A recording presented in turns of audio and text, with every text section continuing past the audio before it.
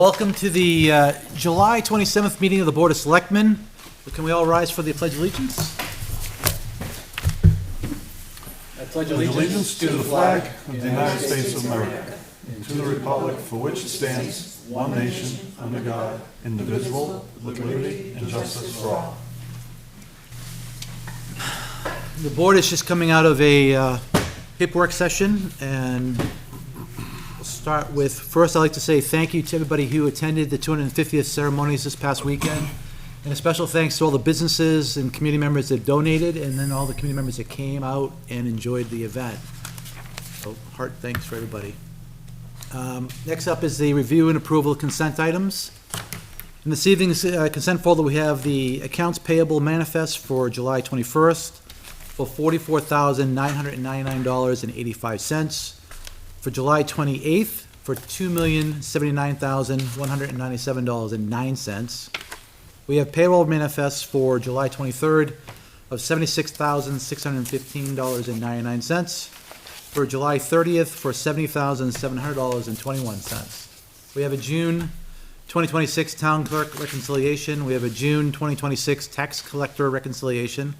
We have a Hawkers and Peddlers app for Spillman Bees Tacos, and a Hawkers and Peddlers app for the Good Place Food Truck LLC. Anything you want to remove or discussion? And just, not hearing anything, just for the record, the Hawkers and Peddlers was done last week by a majority vote of the board. This was because we had the 250th celebration this weekend, and they were all vendors that were invited to our event, and without them we would have had no food. So we did push those through that way. This is our public acceptance of those. It's not something we do on a regular basis, and obviously we have conversations around Hawkers and Peddlers coming up too, so. Anything else on that? If done, I'll take a motion to approve. So moved. Do I have a second? Second. Motion made by Mr. Gannon, seconded by Ms. Plansky. All in favor, say aye. Aye. Opposed? Motion carries 5. I'll abstain. Okay, 4-0-1. Request for additional items or other business. I do have one request to add something to the agenda for tonight, which is a discussion with the Litchfield Zoning Board Administration, adjustments, sorry, I don't know why I said administration, with Laura Gandy, the chair. We did invite her a couple meetings ago. Unfortunately, we just lost it in email and forgot to put it on the agenda, so if you guys are okay with that, we'll add her to the top of the schedule, to get her out of it early if we can. Anybody else have anything else to add? Okay. Nope. All right, proceeding on. Let's see. So tonight we have 3 public hearings. We're gonna do them separately, just for the sake of keeping it clear for records. So the first public hearing is for, what's that? First public hearing is for the proposed Hawkers Peddler ordinance. This is our second read. And you tell me I have to read the notice too? Let me read the notice and we'll formally do it all the right way.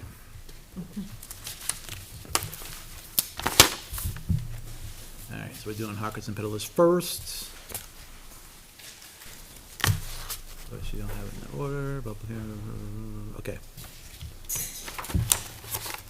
So, like I said, this is a public hearing for the Hawkers and Peddlers ordinance.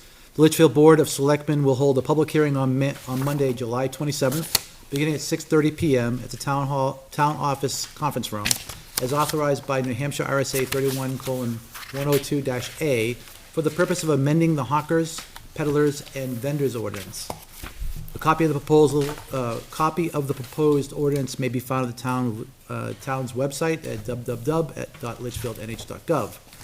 Residents wishing to speak on the matter are invited to attend, or residents may send comments by mail to kleiner@litchfieldnh.gov or by U.S. mail to the town of Litchfield at 2 Liberty Way.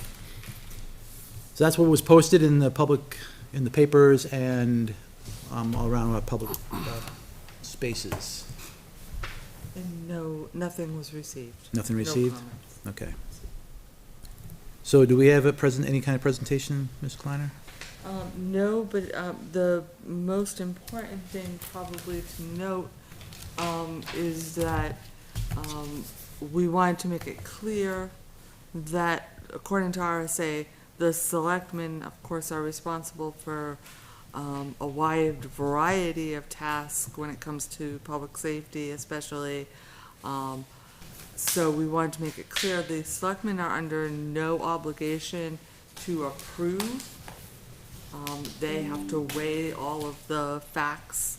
And just because someone might have the background check and the selectmen do have the right to deny the permit if they see it in the best fit of the community to do so. So I think we made that clear. We listed the authority and the RSAs that weren't in there. We also made adjustments to the fees and the time periods. So giving it a week, a month, a year, that sort of thing. I have a question. Having not had to deal with the hawkers, peddlers licenses, other than as a piece of paper that came through here, I got a unique look at it this last weekend when it came through as part of the 250th. There were some selectmen that were very upset with the fact that the volunteers hadn't done everything correctly. But I'm wondering if there's a way to separate how we treat people that, like the food trucks, come into town and you go to them at an event, that have licenses that come through the state, right? Food truck licenses that are permitted by the state, versus someone who's a door-to-door salesman, going to people's houses, disturbing dinner, knocking on the doors, ringing the bells. Is there a way to split the way we treat them? There is. I mean, to be quite honest, I mean, food trucks, if they don't have a state permit, that ends the conversation right then. Their application's returned to them. They have to have that state. And how much do they pay for that state permit? Do you know? So they go through a background check. They have to go through inspections, state inspections. It's all health related, to ensure that they are handling food properly. So that is a big lift. It's not a small lift. And that's why you didn't object to it? Right. Because you saw that they had already been through a licensing situation Yes. and that they should be cleared for business at that Which, point. that process is a lot more extensive than our process. So that's quite different than just a regular hawker or peddler who's going door to door. They don't go through any state permit process. So we are the only permit. It's a very different thing. And I'm wondering if keeping them together isn't a disservice to these people that are already paying for their license from the state. And then they come to us and they're doing, I mean, if they do it on private property like Mel's or at the tree farm where we have Spanx on Friday nights, and I don't know how it applies to Spanx when they're at the other, when they go to Charbonneau's. They have a hawkers peddlers, don't they? They're supposed to have a hawkers peddlers, but again, is the private property owner looking for that? Do they have to? Yes, they're supposed to, but Because So they're selling to we the don't public. we don't police it. Selling to the public like they have the license to do that. Once they're being paid by Mel's or by whatever else is being done, whoever else is paying them or requiring them to come in. I mean, I hate to double charge people that are already paying. I mean, we're just trying to get our Well, slice of. I guess I'm concerned that, I'm not concerned, but let's devil's advocate, right? So someone decides to bring in 4 or 5 trucks, put it on, we'll call it small to its parking lot. Yep. But it's a big draw and it creates a traffic hazard. Now we have police involved and all that stuff. So how do we know about it? How do we prepare for that kind of draw? If it was to occur? If you don't have a hawker and peddler's permit, don't know how do you anything. know they did all the other permits? You have no way to You validate. don't. Right, You're you right. don't have That's a any way good to point. validate it. All So right, how do you that's a good enforce it? point. If you go out there and find out they don't have a state's license, how do you enforce it? You didn't know they were even there. At least this validates that we know that they went through the right process and did it. So if they're at Mel's, at an event at Mel's, they should have a peddler's license, hawker's peddler's Yes. license? Mhm. Okay.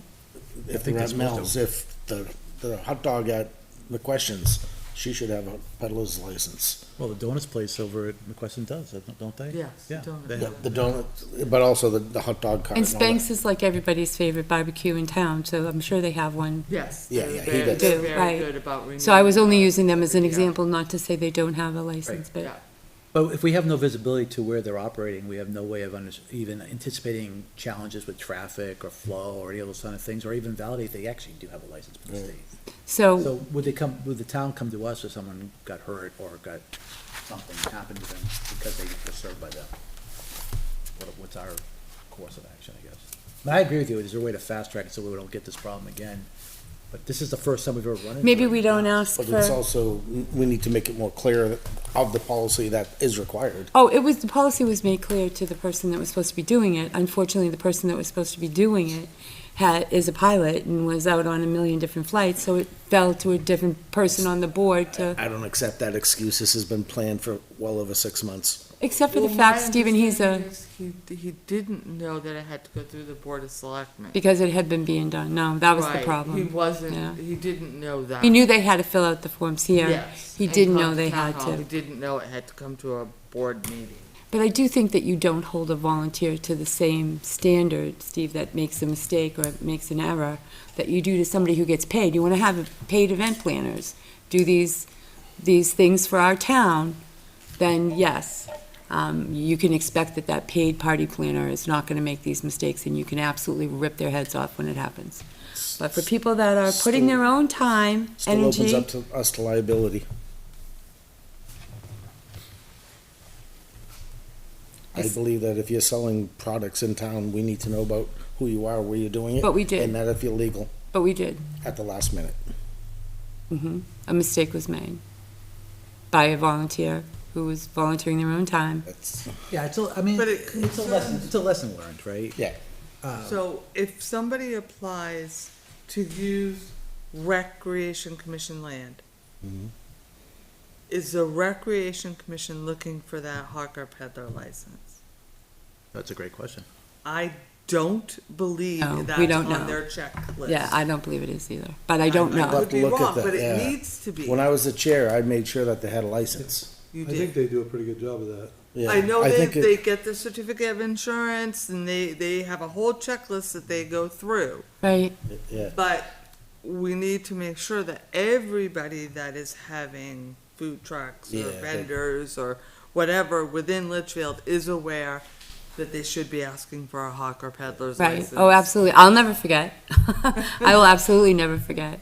But I know that these people went into a committee that the first time they all volunteered, there was 32 people sitting there saying they were going to volunteer, and ended up being about 6 of us that put the whole thing together. And which I don't think that's I think that's pretty typical of things that happen. You think are going to be there and then they're not. Hey, Bob, at the next rec meeting, can you speak with the board or Chris to find out if that's on their checklist? Because that would have covered a lot of it as well if they Chris went to would've- Chris would've, Recreation yeah. said we're gonna have A, B, and C, and D, Chris could have said, all right, here's our checklist. make Is sure this that done, this- this done, right? Yeah. Right. True. But I do think that the lack of volunteers in town is tough. Yeah. And a lot But we went don't wanna into, make it more difficult. But when they're planning it in the initial stages, if the recreation has it on their checklist, then it's covered, then they would know immediately. And like I said, some of the vendors were well aware, Licks, he has one. Yeah. If Smoke and Spanks was gonna be there, he knows he has one. right. They do Caitlin's- business in Caitlin's town all ice the cream. time, though. Right, Right. these were two outside Litchfield Right, things. Yeah, right. yep. And that's the, Yeah, I mean, I'm glad we could at least accommodate for the event. I truly I think appreciate it opened that. up a lot of gaps in the process we have and, Absolutely, and live and learn. right. You know, like I said, I'm not an event planner either. So we did the very best we Could could. have fooled me. Did a good job. Okay. Ari, any other questions from the board? If not, I'll open it up for public comment. Come on forward. Do I need to remind you of the rules? I don't think so. Name and address, please. Laura Gandia, 3 Chamberlain Drive. Just a couple of comments as I was looking and listening. Section 2, it talks about exemptions. So I guess for process, I'm not quite sure how the town would handle it. So if I think I'm exempt, do I come to the town hall first to see if I'm exempt, or I just act under the impression that I'm a nonprofit, so I am exempt? So who's gonna decide that exemption? So that would be my first question. The second thing I have, kind of what Ms. Plansky was saying regarding door-to-door folks, I think members of the public have more concern over people going door to door and what type of criteria we should have. And I do think personally that there should be a separate list that may be a little bit more stringent than others for people going door to door, that limits the hours that they can go to people's houses, whether it's from 10 to 5, 10 to 6, something like that. I think for those folks going door to door, as well as what type of criminal background check is going to happen, if it's just going to be state or state and federal. I do think that's an important consideration for the board to think about. And on 3, section 5(3), it says a fitness determination based on the results of a criminal background check shall be made by the chief of police. Fitness determination isn't necessarily defined in this proposed ordinance. I'm thinking recommendation, that the police chief can make a recommendation instead of a fitness determination. I think that just makes it a little bit more clear and gives the police chief some more leeway in how he's going to handle hawkers and peddlers that come in front of him. And I think that was it. Oh, and the other thing was, based on the door-to-door folks, I don't know how the town would feel about having a list that's posted on the website, because you always see people posting on Litchfield, what's up, so-and-so's walking down my street, you know who it is. If the town maintained a list of active hawker and peddlers license on the town's website, so if somebody sees somebody going, they can go right on the town's website and say, oh, Joe Smith from Comcast has hawkers and peddlers for X amount of time. That may calm some fears that folks may have when they see people walking around. It's a good one. I like that idea, Yeah, it's a including good all one. vendors. Anybody who has a list that should be on the website. It's a lot of. So, no, I seriously want people to understand how many staff members are at town hall. Well, Seriously, I mean, I'm not trying to be defensive, but, these past couple weeks, it has been very difficult. And I'm not saying we can't do it. We will do whatever the board wants us to do. my suggestion would be just create a Google spreadsheet that has just the active ones in there, and that's all you're updating, and link that into the webpage. Okay. Just make it public, Under, or how to, or something like that, maybe. okay. Yeah, Probably 'cause put as many places I think as that you would want. have answered I some mean, of the questions that we were we just don't facing, like have- we don't know who. We have none right now. We have none. Yeah, we haven't. So, approved I that mean, other than we're these. talking one every blue moon, and the police are made aware. So the police always have a list of active. Yeah. People that are exempt, the policy does say Boy Scouts, Girl Scouts, school or town. But it says non-public, Agency. it says non, So they profit. would speak to us and we can tell them. But if they're a nonprofit, they're a 504C or something like that, or a 503B, whatever. It's the very case. rare you see kids going door to door anymore. They very Well, rarely if do you're- it. It's not If you're a safe. nonprofit, you're a licensed nonprofit. You have a Right. 501. You have the ability, but You have a people don't 501(c) usually let their license. kids go door to door anymore. No. I mean, just a recognized nonprofit.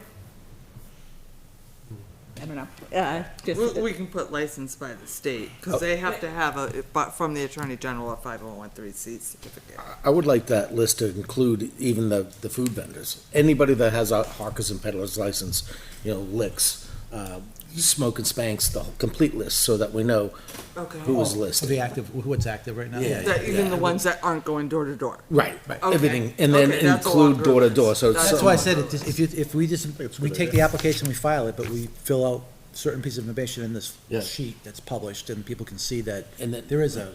If we know that That's a long if we know that their license includes a background check though, like the food trucks, do we legitimately need to do another background check?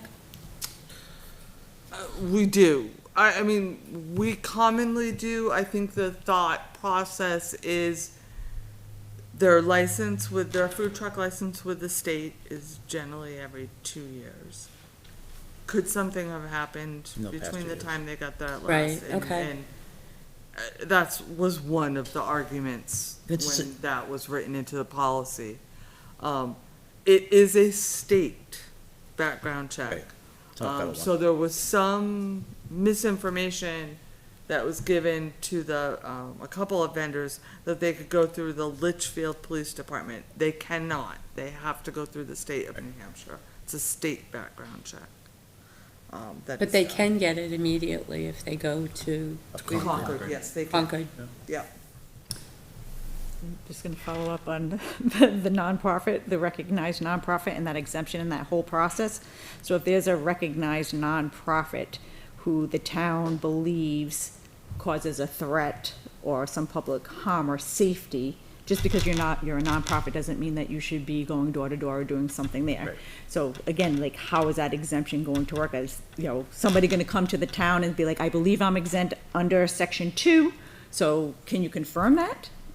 And who's going to make that determination whether or not somebody is exempt from going forward? I think, as far as the ordinance and how it's written, I think we need to know that, so that that box can be checked appropriately, because other than that, I can be, a nonprofit and not something that, the town may want, going door to door, doing something like that. And, I'm gonna look at your zoning, at this ordinance, I'm gonna be like, I'm a nonprofit. I Yeah. got my 501c3 from the state, I got my IRS determination letter, off I go in the town of Litchfield. So, again, just food for thought. Thank you. Thank you. Thanks, Laura. So if we can take that first sentence out. I'm gonna remind people, the marked up at all, changed at all, new public hearing. Mhm. Okay. Just wanna remind us of that. Any other Nobody showed public up input? anyway. I'll go ahead and close public input. That's 6:53. All right, so how do we want to handle going forward? We have to close the public hearing, then we just make a vote, right? Yeah, then you discuss and. All right.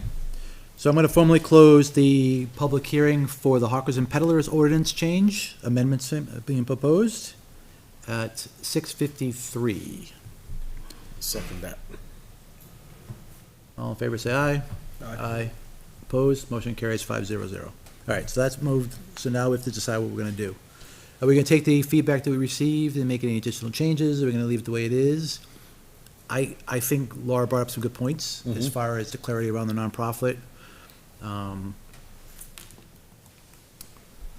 lot of times, you don't know what you don't know. Right. And having something brought forward brings it to light. I assume legal did review this also, right? Yes, so do you want the first sentence taken out? But are we okay with, no. I think we have historically said the Girl Scouts, the Boy Scouts, and the schools do not need to come. Yeah, that's, I those are don't known wanna- entities, so. Right, I want to change that. no. So we could just say exempted from this policy Those three groups. are the Girl Scouts, the Boy Scouts, school, and town-sponsored fundraising, Mhm. and just leave it at We that. put town schools, School or could. town-sponsored fundraising. well, I only say town schools, As There's opposed money to outside Bishop town Gardens. sometimes, so yeah. Town schools. just in case you get a school across Like They wanna start- Manchester or something. petitioning for new help. Well, then is the tabernacle in That's a town, That's- that's they're in within- they're town. within the- they're St. within- Francis is in town, Yeah. yep, schools within the town? yeah.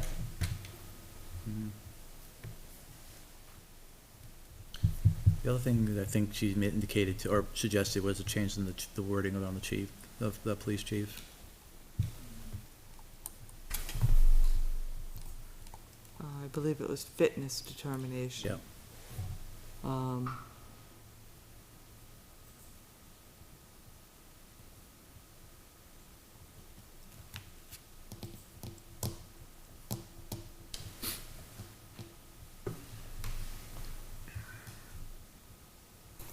Yeah. have had a lot of people say that they would be really happy if we actually did stop people from knocking on their door. They would be happy? Yes. Yeah, that's what I've been hearing too. Yeah. Denied.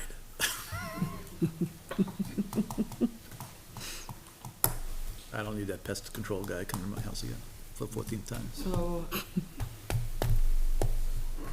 I can ask the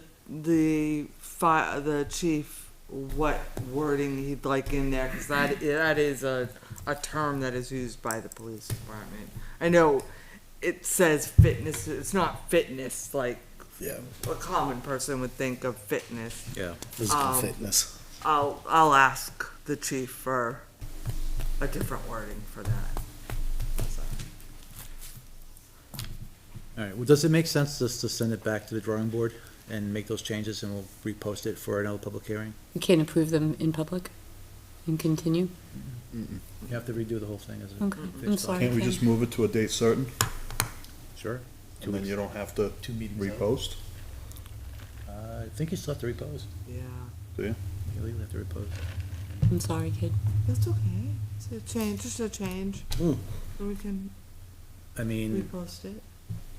When's our next meeting? well, the question is, I assume we would The like to first. review it before we go to public hearing again, Are we right? first and third? Are we second and fourth? Does the board need to review it before we go back to public hearing? Well, I again? was thinking, because public hearing, you have to notice it how far in advance? 10 days? 10 days, okay. 10 days, right, yeah. So it would have to be submitted by Thursday? For the next meeting, yeah. Yes, for the next. Yeah, Do so you we have don't enough- have, that's I mean, that's a quick turnaround. I mean, we can do it. We can absolutely do it. You got your bed set up in the back? Always. Actually, it's over at the fire department. Make sure they change those sheets. They're always clean. I believe you. So that would take us, to August 10th. So put it on August 10th meeting then. Yeah, the only difficulty that I have is if the union leader, their publication date is giving us a hard time. That's the only, but it shouldn't. These are relatively easy changes, so it shouldn't be a problem to get in the union leader by, And if you Saturday. can't, then all we have to do is mention that it wasn't ready and we move it again. Yes, yeah. Yep. I could definitely let the board know if I find that's a problem. I make a motion to move Hawkins and Peddlers permitting process to August 10th. Do I have a second? Second. Seconded by Mr. Leary to move it to August 10th. Any discussion, further discussion? No? All in favor, say aye. Aye. Opposed, motion carries 500. All right, that was easy. So, that really impacts the next one. Yeah, I know. It doesn't Because really. you're not gonna change the town The town fees. fees. Why not? Well, we're not changing the town fees in the record. We're only changing the cost. That's not even up for a change in the, But the change to the town fees because we changed it. is- requires, Depending on the approval. yeah, so if we change the town fees, the time periods won't match because we don't currently, in our hawkers and peddlers, have a Thanks, Laura. 10-day. So, Okay, so it sounds like we should probably move that to the same, make it August To 10th 10th. also. yeah, I So would just repost it move both? it to the 10th, Okay. cause when. I'll make a motion that we also move it to the amendment of the town fees to August 10th to accompany the hawkers and peddlers. Second that? All right, seconded by Mr. Do we Gannon. wanna see if there's any public comment on the town fees? Is there any public comment on the town fees? Anybody get any feedback on it before we move it? Okay, Okay. great. Considering Laura's the only one and the young gentleman here from the public. All right, so all in favor for moving the town fees, say aye. Aye. Opposed, motion carries 500, so that'll be on the August 10th meeting. All right, next up is the road acceptance for Windsor Drive. Let me just find the legal notice It's here. right there if you want. So Oh, thank the, Does he have to planning reopen board the did hearing? alert I will me. have to open it again. Yeah, let me open it first. So I'm gonna open the public hearing for the road acceptance for Windsor Drive. The posting was posted in the Union Leader and other public spaces. The Litchfield Board of Selectmen, as authorized by Article 19th of the of the Friday, March 17th, 1995 town meeting, will hold a public hearing pursuant to RSA 674:40-A to accept title to a private road known as Windsor Drive as a Class 5 highway. The public hearing will take place on Monday, July 27th, 2026, at 6:30 at the Town Office Conference Room. Residents wishing to speak to the matter are invited to attend or send comments by email to kkleiner@litchfieldnh.gov, or use U.S. postal mail to the Town of Litchfield at 2 Liberty Way. Is that your motion? That is my motion. Second. All right, motion made and seconded. All in favor, say aye. Aye. Public hearing is now open on the matter. Ms. Klein, do we have a presentation or anything you want to present? I did want to just let you know that I received a notice from the planning board. The planning board did approve both the release of the bond and acceptance. It was inspected by Lou Karen, our town engineer, and I did submit that paperwork to you. He has signed off on the road. One of the delays was that there was some pavement issues, and Lou went back and made sure that those had been corrected. Our road agent is also in agreement. We do have the deed, deeding it over to the town, and all the necessary paperwork has been submitted. Okay, any questions from the board? That was an extension to Windsor Drive, correct? It was. Okay. And it's only the extension is what this is for? We did not find record of the original Acceptance. being accepted. Awesome. So is this going to include the original then, to make it Yes, formal? it included the whole thing. All right. All right, if there's no other questions from the board, I'll open the floor to any public comments, for or against. Not seeing anybody stepping forward. You sure, Laurie? All right, I'll close public comment at 7:03. At this point, I'll make a motion to close public comment. Second. Do I have all in favor? Aye. And public comment is now, the public hearing is now closed. Next up is our deliberations. What's the decision on the board? I'm gonna ask, how old is Windsor Drive? It says on the paperwork, I think that it was at least 15 I think it's more than that. years, because More than we've that, had yeah. the bond all this time. The Well, it said the original, bond was reduced in 2020. yeah, Um, that's when they found the paving issue. right. So they reduced it, but they kept, Oh, here's the original doc. Let's see what time this was 20, no, it's not the original doc. Yeah, I can't tell. Early 90s? Oh, wait a minute, 2004 maybe? yes, that sounds right. 2004. No, it doesn't sound right at That all. was Oh, here this was, before this I one was. was Yeah, deeded, I same. guess. This is a new. Those no, it was houses were all here That's when it before. was deeded though, over to the town. Subdividing the drive extension of Pinecrest Road and Albuquerque Ave, that you'll. That might have been when they did the addition. That's when the addition was added on, so we don't know what the. Yeah, that would be when they added the addition on. So 2004 is when the extension was put in. Yep. That's how this reads anyway. That's how long So- ago that was. It talks about it being an extension. I wondered if they had done another extension and that's why we were seeing it. They did do another extension. Did they? Yeah, They- that's Well, what this this really is is, just the end with the, with the cul-de-sac. yes, Right, that's all. Because they That's- went through the cul-de-sac last time right, and they extended it. and now they've extended again. Okay. Well, this is the only bond that Joan has. So this will close the project. Well, I mean, in all honesty, having the bond this long actually provided the town more coverage. Mm-hmm.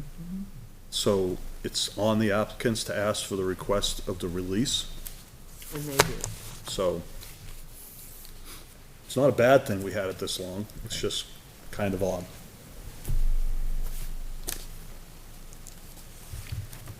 All right. They want to move it forward? I make a motion that we move the acceptance of Windsor Drive bond release. Very, do I have a second? Second. Second by Ms. Plansky. Further discussion? Hearing none, all those in favor say aye. Aye. Motion carries 500. Mr. Lee. All right, that concludes our public hearing for tonight, or public hearing portion of our meeting tonight. Next up,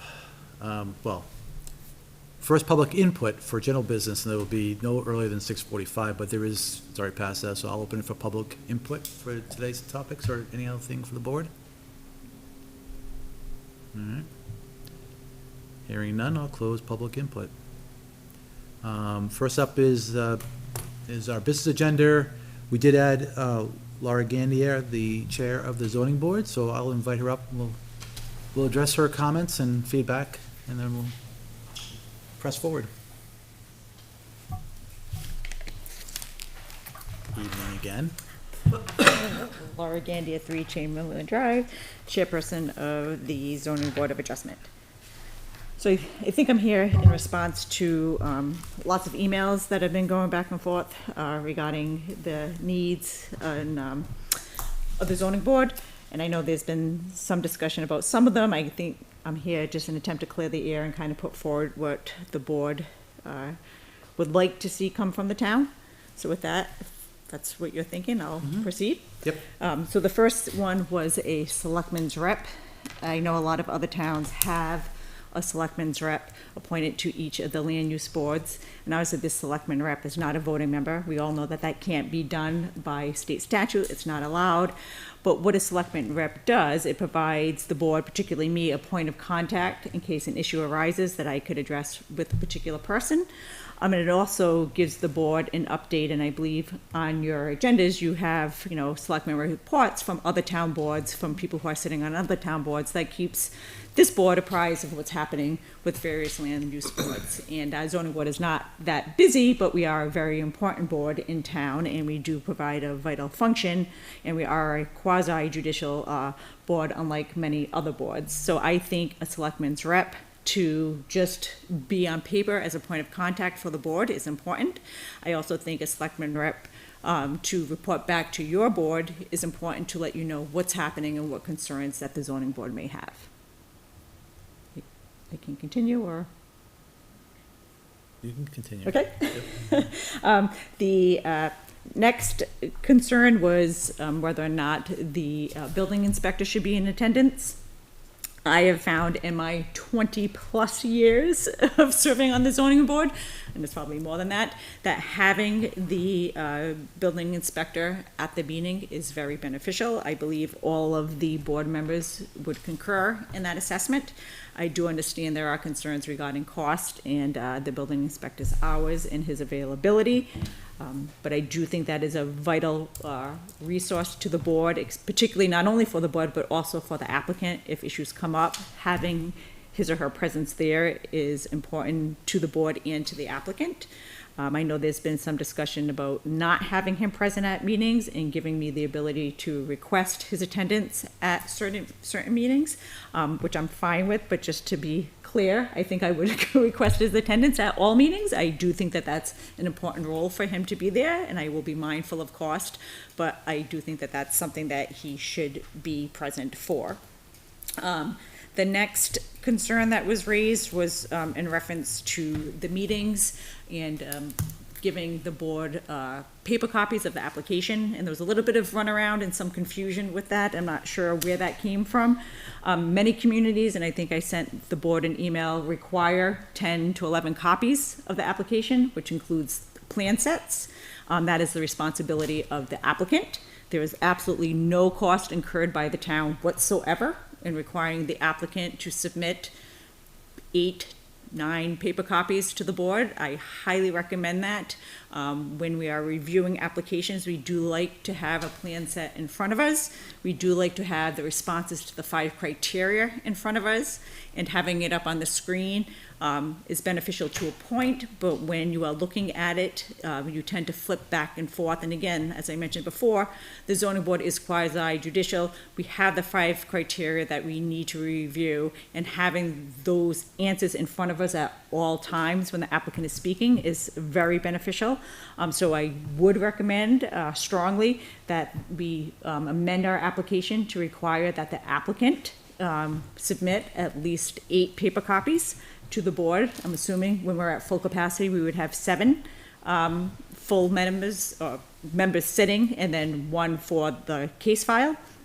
Again, this is no cost to the town whatsoever. Happens all the time in many, many other communities, and the application wouldn't be considered complete or accepted by the town until we have all those copies.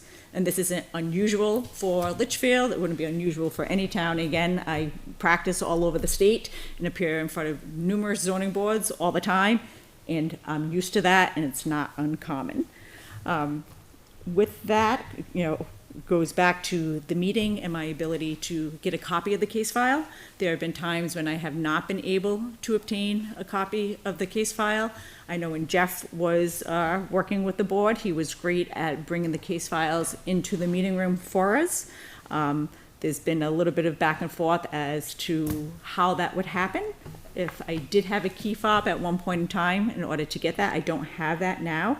I don't know if that's something that the board would consider giving me. So if the files could be left somewhere in the office, I could go in, run in, and I did that for years, and get a copy of the case files. But again, we need that case file because sometimes there's last minute notices from abutters or people in opposition or people in favor of an application that we want to make sure we have. If there's questions about when it was posted, if the appropriate letters were sent out, I don't know that unless I have the case file in front of me. Usually on the portal, some of that information is not included. So again, that would be beneficial for the board, so we can have that, this last minute discussions or any other thing that may be in the file that we need to have access to in order for us to make a proper and just decision.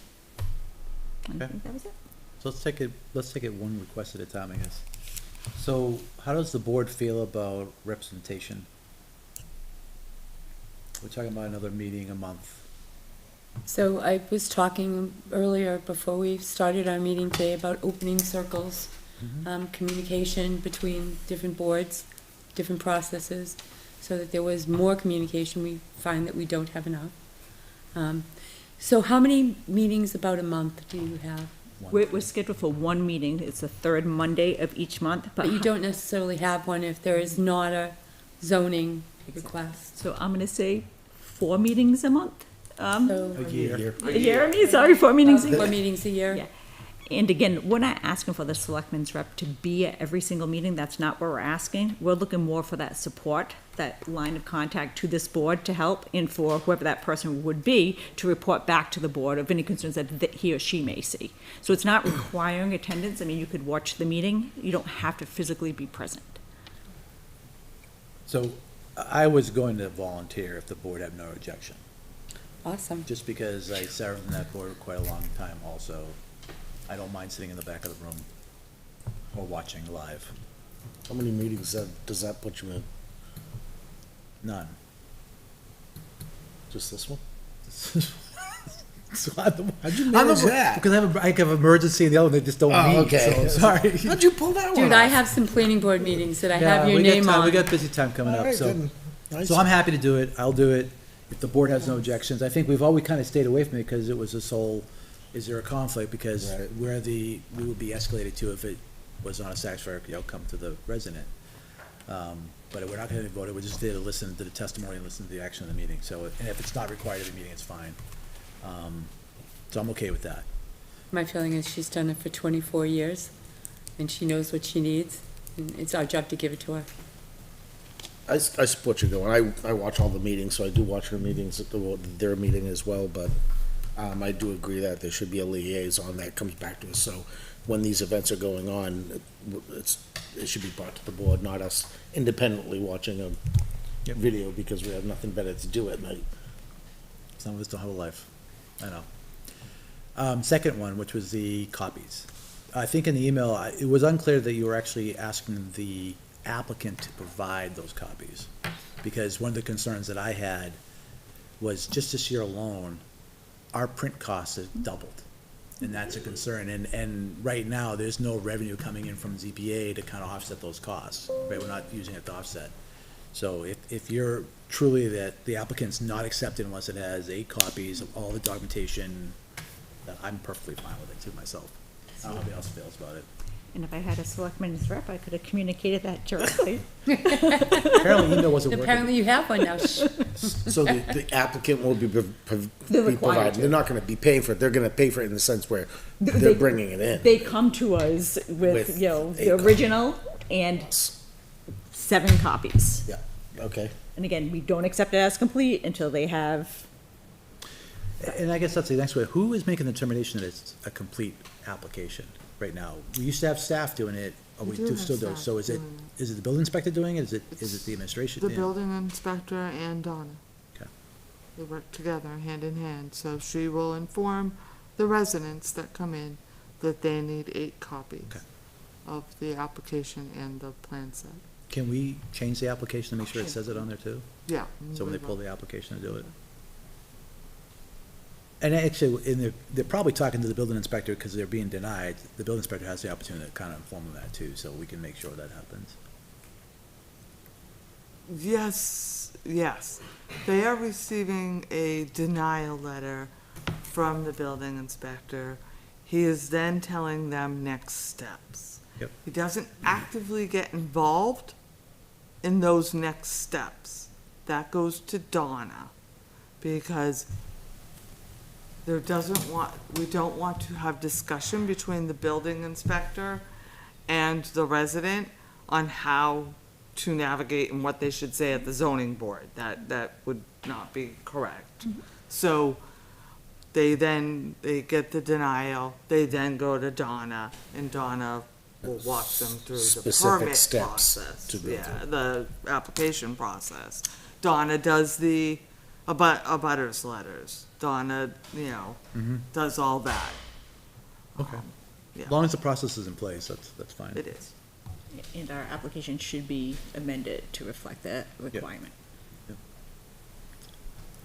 All right. It wasn't on the website for the longest time, which I didn't understand, so I put it on the website, so I'll Good, change that. good, yeah. But you should have all your forms and everything available on the website. Yeah, It's, I thought it was up there at one point. yeah, it wasn't, so That's we good. got it on, but we'll amend it and we'll reload it. Okay. And there was one other thing. What was the other? 2. Two. Sorry. The key fob. Building inspector attendance and a key fob. So, all right, so building inspector. I mean, I think in the job requirement, we talked about that as being a part of the job, Yeah. right? I mean, obviously, it shouldn't be every meeting, like you said. I'm the one that suggested just invite him. If you want him at that meeting, invite him, right? Versus letting him come here because he thinks it's a meeting. I feel like you should invite him, but And I understand that, and my response is, I She's would gonna- probably invite him to every meeting, because I do think he's a vital component of the process, not only for the board, but also for the applicants. How long do your average meetings last? Anywhere from, could be 30 minutes to 2 hours, Yeah. depending on the agenda. But, and again, we're not every month, 4 times a So year. it would probably be the meetings that you're in for 2 hours that you would more need the building inspector? I Or would- no? I would request him at every meeting, that's, Okay. I would just request that, I think in the past, when it was Jeff, he sat here as staff. Matt Osborne, and the building inspector that we had temporary were never invited to do that. They sat in the audience. So if we could get Matt a nameplate so that people understand he's staff, he doesn't want to be out with the applicants. oh, absolutely, I We think, want him at the table as staff. we should do that. absolutely. Yeah, I we think should Matt just absolutely. came to one, I mean, the new building inspector just came to one meeting so far. Ken. Ken, yes, just Ken- one. Ken, No, I yeah. would love to have him sit there. I think that would be fantastic. That's what we did with Jeff. Do you see Ken having an issue coming to the meeting on Monday? I do not. I do not. I mean, He's been great. he's Can we fabulous. just try to confirm attendance beforehand? Because I know the issue that we had with our last building inspector was he would make plans to be here and we wouldn't have a quorum. And he felt like he wasted 2 hours of his time waiting for the meeting to happen and then not having a meeting. Absolutely. So that was one of the Sure. issues with it before. Yeah, I think it puts a burden on you to make sure that you're gonna have the staff or have the members there. But that's tough sometimes. But we should know before 5 o'clock. Hopefully we can get her board built I mean, back up luckily, to a Town substantial. hall's open till 6. And that brings up her selectmen's rep doing a And table talk to try and And we get all the new only have people we 4 need. members, and we really should have 5. And just as a side note, typically we give the applicant the opportunity to continue until we have 5, because in order for us to act on any application, you need an affirmative vote of 3 members of the board. So a lot of applicants, like when there's 5, they believe the chances are greater, Yep. and I understand that. But we are not even in a position to do that. So if you're coming in front of the zoning board currently, you don't have that option, because we only have 4. And we're lucky if we get 4 sometimes, so if anybody wants to join the zoning Didn't board. I we'd be just saw happy. an application come in for a zoning board, right? Didn't we just get one come in? A person? No, that person decided that they wanted planning. The fun board. Is now. But I do think the issue with the zoning board is we're quasi judicial. We have those 5 criteria that are provided by state statute, so there's not a lot of wiggle room. Either you meet the 5 criteria or you don't. So there tends to be a lot more no's that can come out of the zoning board than out of the planning board, and people obviously are hesitant to partake in something like that. That's why Steve was great on it. Yes, no problem. No problem. Both Steves? Steve and John? No. I said yes a lot of times.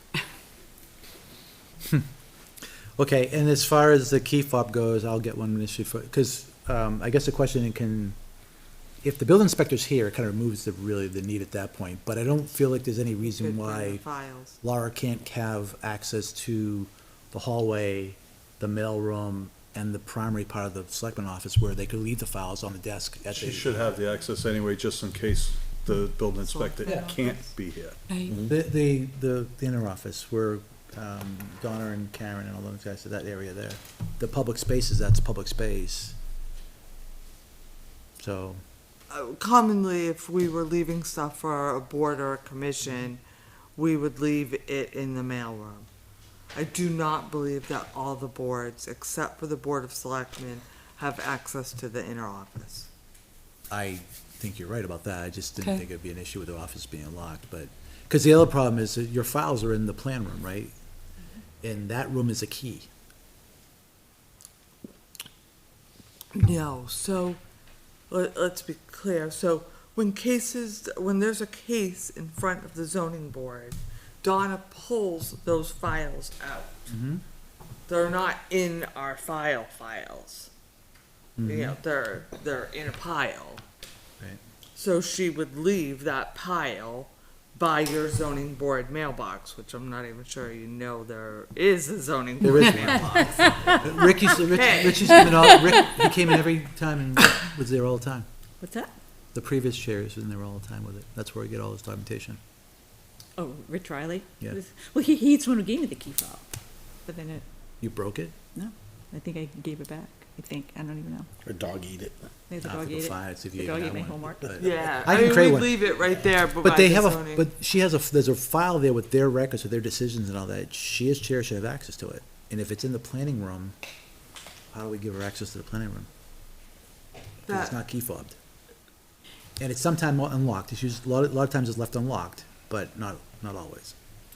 So the door between the Room and in the mailroom and the back room,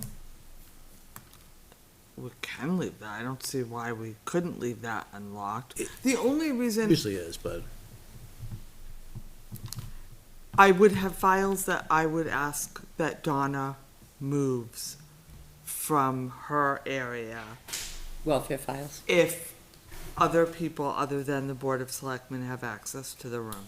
I'm fine with keeping that restricted. I just Okay. didn't think anything about There's that, but we welfare need to, files, there's- Yep. So we either make sure that the inner door, Not that, that I'm worried about you or anybody, I'm just saying, anybody I would need to. but have we're gonna those need to make sure that that door between the mailroom and that planning room Is is- unlocked. is left unlocked, because I Yeah. think sometimes cleaning There's crew no will. reason to lock it. Right, there isn't. We can change the lock so it can't be locked. They can do that too. So if you go through the door and you see the mailroom, you can tell it's the room of the copier. There's a back door, there's a door there, and that goes to all the planning and zoning files Yeah, they're are all in that big conference room. And there's a table, you can sit, you can read through things, but those are only planning and zoning files in that room. Okay.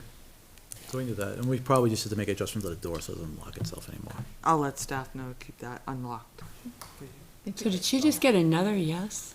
Yeah. Wow, Laura, it's a lucky day. Usually when she comes face to face with people, she gets yeses anyway, so. This should be that way too for planning board members. If planning board members wanted. Yeah, I believe the chair had to. The chair has to keep anyway, up yeah. to go and come and go, so if he doesn't, she'll let me know. And just to highlight another reason why that's important, like sometimes, you know, if a piece of property has previous zoning action on it, it's good for us to know that and see what happened, so we can act accordingly with the current application. Agreed. Don't have to reinvent the wheel. Okay. And those files would be in there, yeah, Right. that's a good Yeah. point. All right, so you have your liaison, you have your agreement on files, you have your, Building you have it all. inspector. Thank you so much. And she's got a great big smile and 24 years of service to the town. Thank you, Laura. Thank you. Thank you, Laura. Have a good night. All right. If there's no objections, I'll skip the minutes for a moment and we'll go to the fire and ambulance dispatch contracts. Get these folks out of here.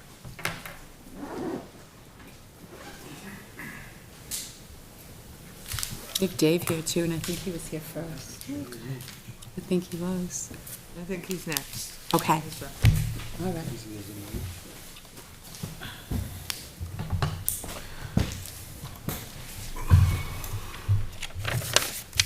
Chief, Good evening. what's the word? Do you want me just to give you a quick synopsis? Yes, please, Okay. for the audience. All right. So, good evening. I'm here to speak about the 2027 ambulance and dispatch contract our current contract expires December 31st of this year. Just want to give a little background. We've been contracting with the town of Hudson for paramedic level ambulance service for approximately 30 years. Following a 10-year period without price adjustments, a new 3-year agreement was negotiated in 2023, featuring escalated fixed price increases per call. For 2026, the approved budget is $121,260, which is based on 534 ambulance calls, plus $10,000 that's in a separate fund for unanticipated delinquent debt, representing a 9.4% increase over 2025. The current rate is $215 per ambulance dispatched. Additionally, Litchfield pays 100% of any uncollected patient debt, which is a unique contract requirement in New Hampshire. Litchfield accounts for 18.5% of Hudson's total ambulance calls, generating $425,254 in collected revenue for Hudson in 2025. This year, we were approached by the town of Londonderry, and they are very interested in putting in a proposal for both the ambulance and dispatch contracts. During all of this, speaking with Ms. Kleiner, we decided to try to get away from a per-call basis, try to do better things for budgeting and not have the unanticipated costs that happen to us all the time. So we shifted to a flat fee structure. So again, to eliminate unpredictable charges from call volume growth, cancellations, non-transports, and weather-dependent events, We requested that the 2027 proposals from both Hudson and Londonderry be based on a flat annual fee rather than a per-call basis. A flat fee structure will ensure consistent budgeting, eliminate the need to budget for uncollected patient debt, and reduce the administrative workload for both town hall and fire department employees who currently have to track down patient billing information. For 2027, excuse me, we spoke with the Hudson Fire Administration, and they indicated in the spring of this year that our partnership is starting to become somewhat of a burden, and they may soon be unable to provide Litchfield services due to the cost to provide those services to the town. Their 2027 proposal reflects a 324% increase over our current contract that we have currently. When asked to justify this increase, the Hudson Fire Chief stated they felt Litchfield was not paying enough to generate a sufficient profit. Hudson also refused to drop the 100% reimbursement requirements for unpaid patient billing, which would add another $10,000 to $20,000 on top of their proposed rate. The proposed ambulance contract is a 324% increase over our current contract. The town of Londonderry proposed contract is a 64% increase over our current rate, which is a 260% savings over Hudson's proposed increase, and Hudson's increase offers the town no other benefit other than the cost. Londonderry runs a premium paramedic ambulance service. They're willing to do it for half the price, and we feel that Londonderry will provide the town an outstanding ambulance and dispatching service at half the cost of what Hudson proposes. Our recommendation, if approved by the Board of Selectmen tonight, would allow Londonderry Fire to present this proposal before their town council August 3rd for consideration and approval. Alternately, when the town of Londonderry submitted their proposal, they also offered other benefits that would really enhance both the Litchfield Fire Department and the residents of Litchfield.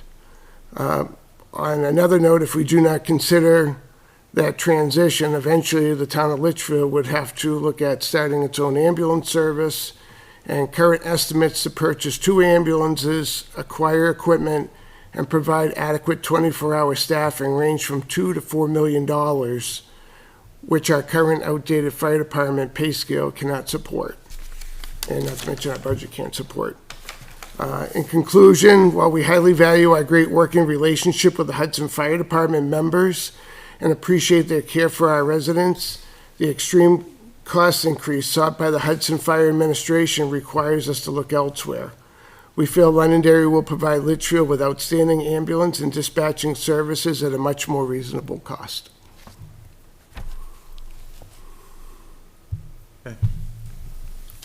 Questions from the board? That was the short version. That was a very short version. And you talk fast. I tried, Bob. It is I tried. Doug. And that was 10 pages when I started. You did good. Guess for You did Doug, good. that is a very short version. I think it gives good context, I think, for the residents who are watching tonight. We obviously, in non-public, reviewed all the options, and we're coming forward with this, and this is our public kind of announcement to what the proposal is, right? Yes. Just to note, they do say draft on the portal. They Mm-hmm. are a draft. I did just receive updated copies from our legal team, which with the board's decision, I will send to town manager Mulholland Okay. tomorrow. Yeah, I think our action here is, one, to give you the approval to continue the negotiations, and hopefully we have a good outcome. So our language has not been tightened up anyway. It's gonna take, I would assume, a few back and forth once the council gets involved, right? They I were have a not question. large changes. They were not big changes by legal. I have a question. Mhm. Will you be going to their meeting? Will you be at that meeting, or? I don't know if we, I don't know, think that's probably appropriate. not. I wouldn't unless they request. Right. Okay. All right, so how would we like to proceed? Well, I'm glad we were able to negotiate the rates a little differently. Yes, that worked out for us. It's a no-brainer. We can't afford a 324% increase. Well, I mean, we really can't afford this, but. We can't Let's afford this. face it, it's the best Either. option. Yeah. But I have looked at what you've talked about with what Londonderry brings to the table, and I really think that it's, in the long run, it's more expensive or less expensive. I still think it's gonna be a great change, so. So there are two contracts we have to motion on, right? This dispatch contract, which we all agree, that's good, and then we have the ambulance contract, so I would just say one motion, we approve both ambulance and dispatch has been reviewed and. So made. Second, All right, motion made, I think I beat him. motion made by Mr. Leary, seconded by Give it here. Ms. Plansky. Quick on the draw. What's first? Any further discussion? Thanks for doing this. Yes. Yeah, good job. Thank you very much. It's, just negotiating these numbers is dramatic for us this year. Yep. Because we have a lot of increases coming, so this should help us out. Yeah, it's still, I think the budget's gonna be still really difficult to get through, but It always is. I think it's gonna be more so than we anticipated, but, all right. All those in favor, say aye. Aye. Opposed, motion carries 5-0. Hopefully the council looks favorable on that motion and they agree. Want to thank you guys for Paul Kelly, sending Paul Kelly down for the fireworks for the 250th as well. Every department did something. Paul did a lot. He was able to talk to people that weren't talking well to each other and to get communication going. So I just wanted to let you know Paul did a great job. And we had Deputy Glancy was there for a good part of Saturday, too. Oh, absolutely. Yeah. Appreciate all of you being down there. Thank you so much. Yeah, you're welcome. All right, thank you. Have a good night. Thank you, gentlemen. Guys, All right, next up is waste management. You want to go back to the meeting minutes? I think we close up at Just the end. put it in? All right, that's fine. I'm good with that. We want to go to, we have somebody Yeah, that's been young fella sitting. here too. He's got bedtime. He's down there, but Yeah. Dave, do you mind waiting a few more minutes? Jordan, you wanna come forward? What's this one? This is for the metal detection permit request. So, Ms. Kleiner, would you like to fill us in? Yes, so the policy requires that I reach out to, Conservation Heritage, who am I forgetting? Conservation Heritage, Questions? I'm hoping. Recreation. Recreation, okay. Commission. Yep. That's the policy. In that conversation, none of them particularly had a concern, but the one thing that was raised is that we needed to contact the leaseor, make sure that they, because our contract says that they must manage the land and they must care for the land,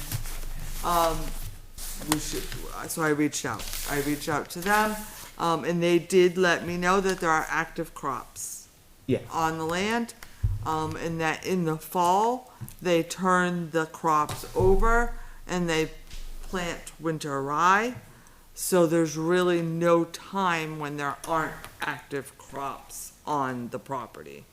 So for that reason, they did not think it was a good use of the land, to have people on it. So the recommendation is to deny the request. So the staff recommended based on that information, that probably this parcel should be denied, and I mean, whether the applicant wanted to come decide another parcel, but we have an active lease with these people. And that's the thing that was the big question, is should we even be allowed to cite something like this on land that they're paying to rent? Right. If I could chime in. So in 2023, I did a senior project. I was pretty known in the town for it, in which everything that I found, I got exclusive permissions from certain people, and everything I found was donated over to the Litchfield Historic Society to be put on display.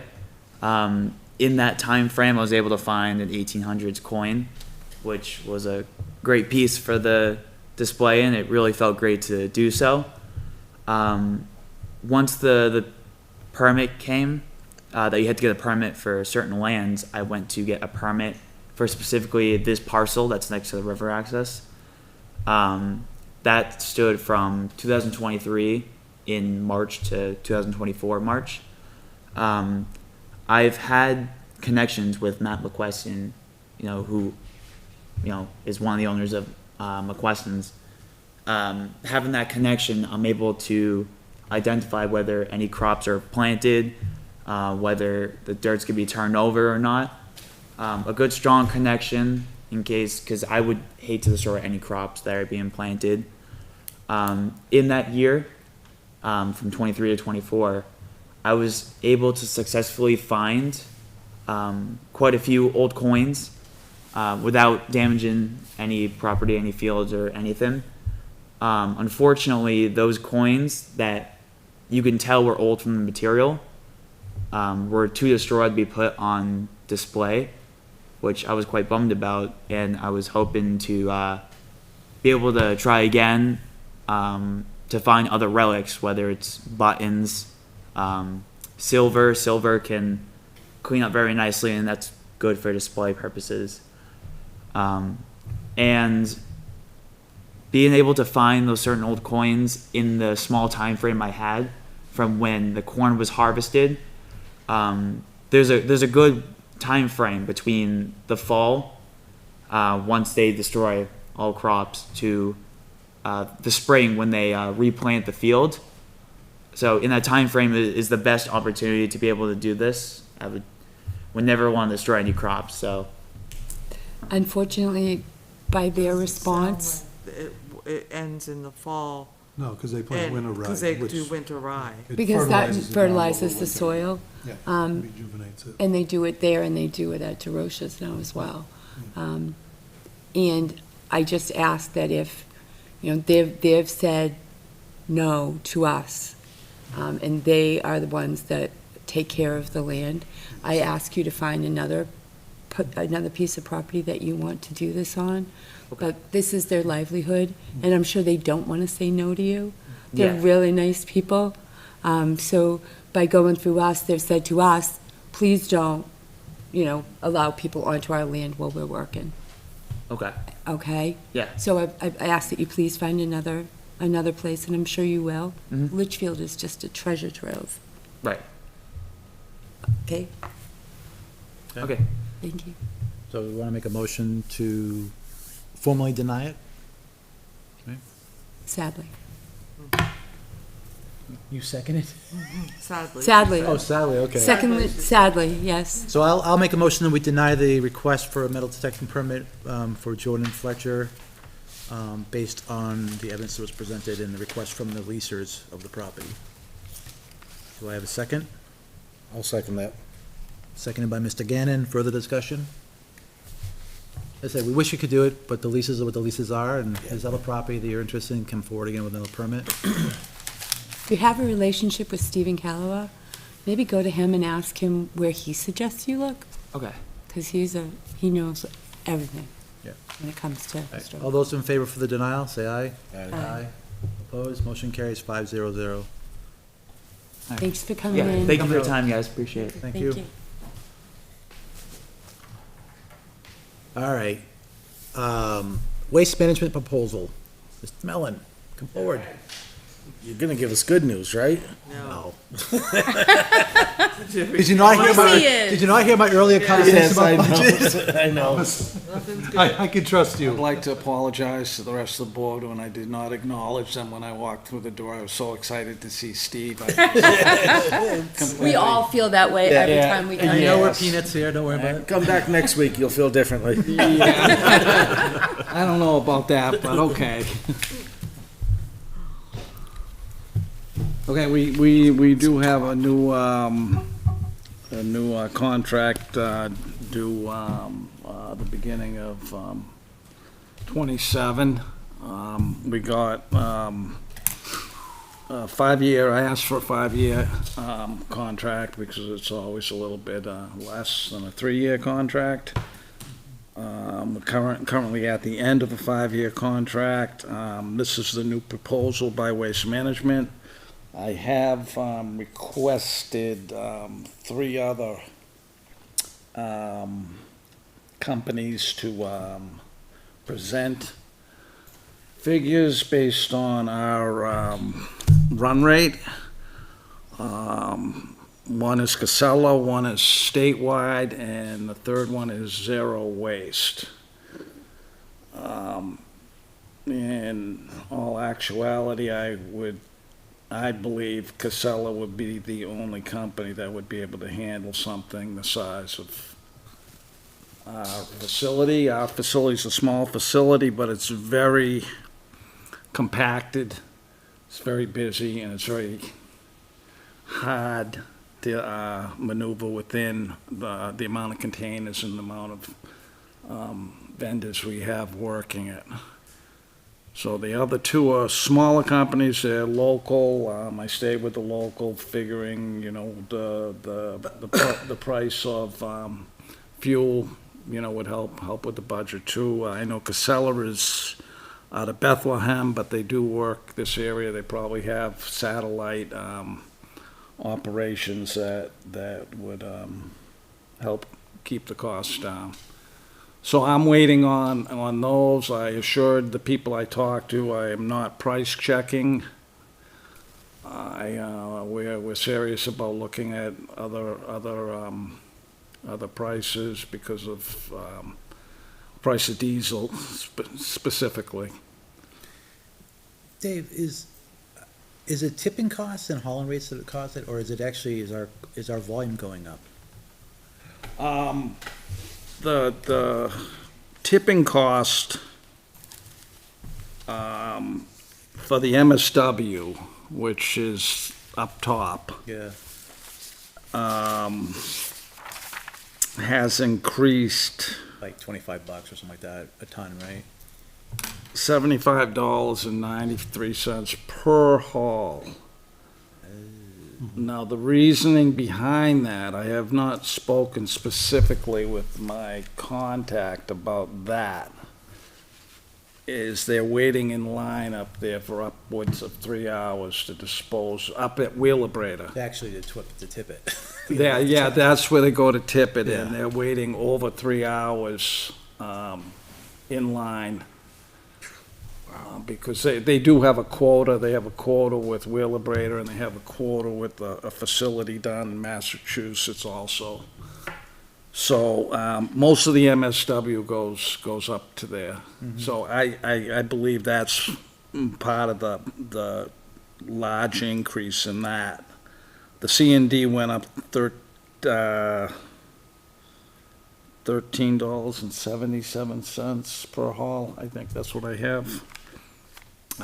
Yeah. Haul did, but tipping costs went up almost $30, $40 Yes. Yeah. per ton, so. Yeah, well, yeah, on the MSW, yeah.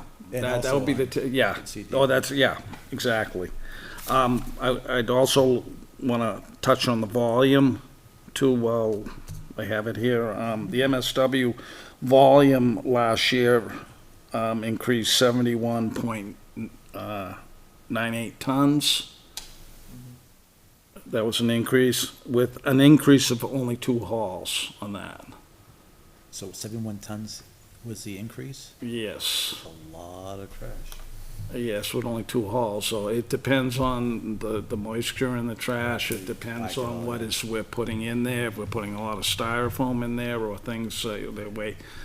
So that can vary. As far as the CD, that went down, as far as volume. But the cost went up. But the cost went up, yes, but the cost per ton, yeah, that went up.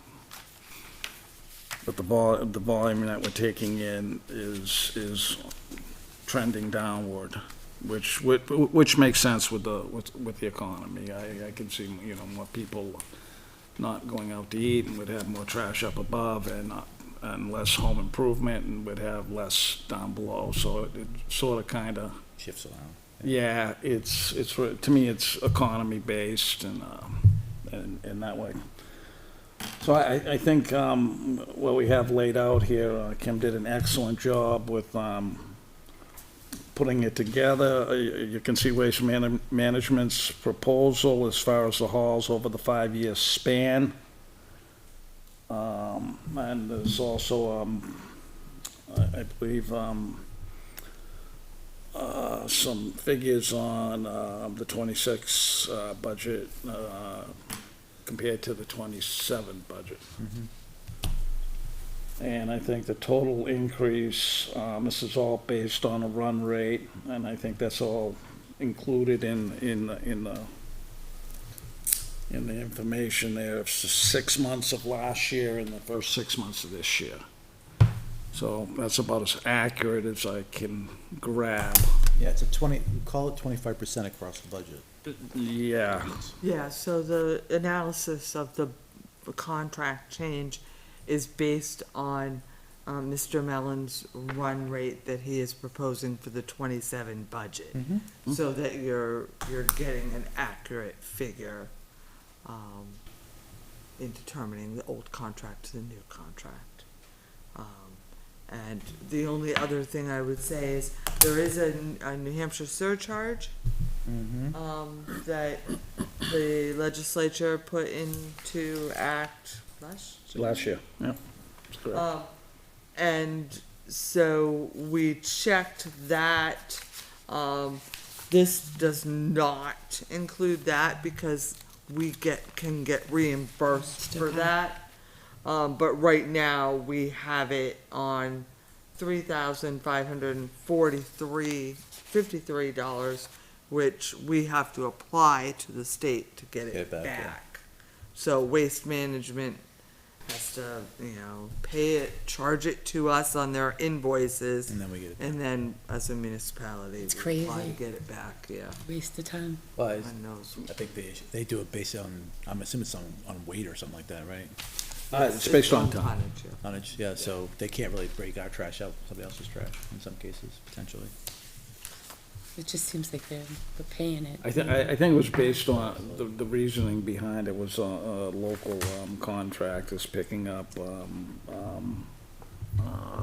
recyclable waste and disposing it, and that's why I think that's why they're reimbursing the transfer stations, because they're taking the glass and the cans out of the way. So that's my indication on the surcharge. And that's why it's given back to us. It's the first view of what the budget season could look like, because I think Ouch. you're gonna see these double-digit increases ouch. everywhere. This is a $62,000 increase. I know. That's $67,000 that we have left in the cap. Before the fire Good agreement. thing you hit it first. Come Waste running. not, want not. August first, Eversource, 21%. Get Yeah, ready, so- folks, it's yeah. all going that way. Chuck is looking at, Yep, Petitruck is another one coming. Yeah, I don't know how we're gonna do it. Don't I don't know how we're gonna do it either. All right, so what do you need from us, Dave? Because you're gonna still wait before you sign on this, or we're gonna agree to this, we're gonna look for the other agreements, right? Yeah, well, I think we should take a look at, Yeah. before we agree for it. yeah, definitely at Casella. I'm a little skeptical of the other two being able, I'm looking at my end of service, because that's where I have to be at. Obviously, your end would be the cost, but, your safety and. I'm looking at the Town company safety is that's important. gonna make the people happy and not mad at me, so. And, yeah, so I think, with what I know about the facility, Waste Management's been in there, Well, since we well, converted, right? longer than me. They were the ones that took over when we converted, right? Or were they No, before? Waste Management's been in there. I've been there 31 years. They were there when I arrived, and they were there, I believe, 10 years before that, doing the waste. So a lot of people, when they talk Litchfield, they think Waste Management right off the bat. They're not going to budge. They haven't budged in 41 years. Why will they budge now? So they all look at it as a price check. And being in business, that's not very much fun to do, and it's very time-consuming and expensive to do. Okay. But they all assured me that they'd get me something to look at, so. Well, I guess we have to hold until we get the other two, or whatever other things we get, and then make a Yeah, decision. I mean, hopefully, we can put the sanitation budget, work through all of Dave's other numbers, and kind of leave, this is only 2 line items of his budget, so we can wait for the other numbers. I'm gonna ask a disappointing question. What's our revenue? How much do we So- get? For recycles? Well, no, I mean, Everything. if you drop off a mattress, you gotta write a check. If you do a TV, you gotta write a check. What's our revenues down there? It's not gonna cover this.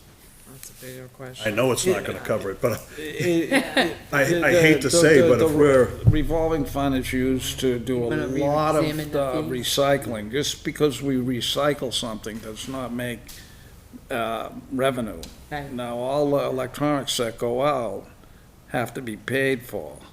A lot of the Freon has to be paid for, to be disposed of by a contractor. so here's something that was just brought to my attention about a month ago. Yeah, there's a lot of things that go on in there that are paid for that are not line item or on the operating budget. Rage rooms, What's that? rage rooms.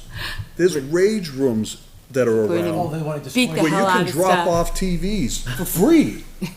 Still gotta Drop track off computer monitors for free. I don't encourage that because TVs are full of lead and it's probably not a good idea to do that. That's why they mandated. I don't know what the state thinks about that, but yeah, we That's could why he set one missed up you, here. Steve. I mean, yeah, we could definitely build something like that. Yes. But there Called is a lot non-public. of, there is a lot of operating and other expenses that are paid for by the revenue that comes in. The exact revenue, I'm not exactly sure. Yeah. We can get an exact amount and what we have paid for out of that fund. It's not gonna offset, it's not gonna even offset any of this increase. Yeah, I would imagine those are, at least advertised as repair, because waste facilities are licensed by the state, so if they're doing waste, if they're I don't know what you're talking about. With rage rooms? TVs, yeah, and Oh, things like that. Yeah, to be a waste. You were kidding, right? No, he wasn't. Rage room? No way. No, No, There are rooms like that, What yeah. they do is they advertise as repairs, I've seen them. right, and refurbishing, and they take them apart and they use Yeah. pieces that are good and they create. That's what those Yeah, do. They're not advertised as waste as.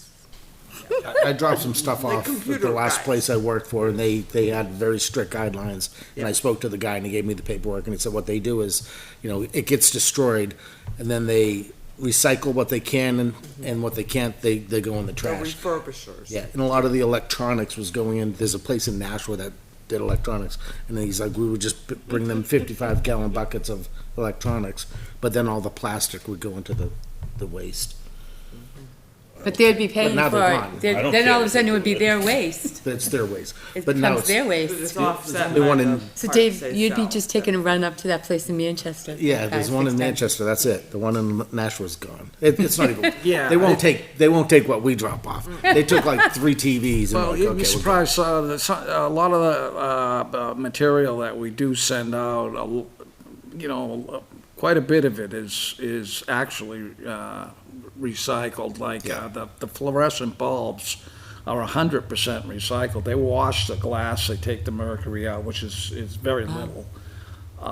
Then they actually recycle the aluminum ends on too. So I inquired about them because they have to be handled in a certain way. They have to be boxed, they have to be counted, they have to be palletized, they have to be wrapped before they can go out. and so we need a truckload also for them to go out. So there are rules for that, and, but it is 100% recycled, and What was the balance, Dave? Do you remember? the 58? balance right now is, it usually hovers around $45,000. I do have some, The revolving fund? yes, Revolving fund, yeah.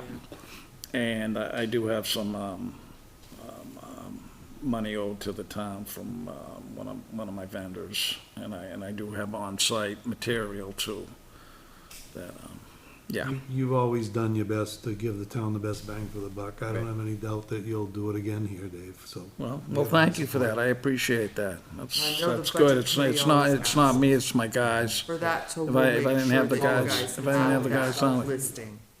Yeah, my guys, I always seem to have a great crew down there for the most part, and I really do like working with the public, I like people, that's sort of, if I had to do it all over again, I'd probably, Go fishing. yeah, I'd do something with the public, like this, I guess. But yeah, no, I do like it, I do like working with trash. Yes, no. You can strike that from the record back there. Don't put that in the minutes. Thank you, Dave. Yeah, thanks, Dave, for and everything. if anyone has any questions at all, just stop down there. I'm always open for any type of questions about my department, but I will not talk about anyone else's department, only my department. Good policy. So, yeah. And that's open to the public too, if anyone's listening. If they have any questions, they're more than welcome to come down and sit in my office, and I'll go over anything they want to go over with. Thank you. Thank you very much. For everything. You're welcome. I, Good luck. before you leave, Steve's got another question. Oh, no.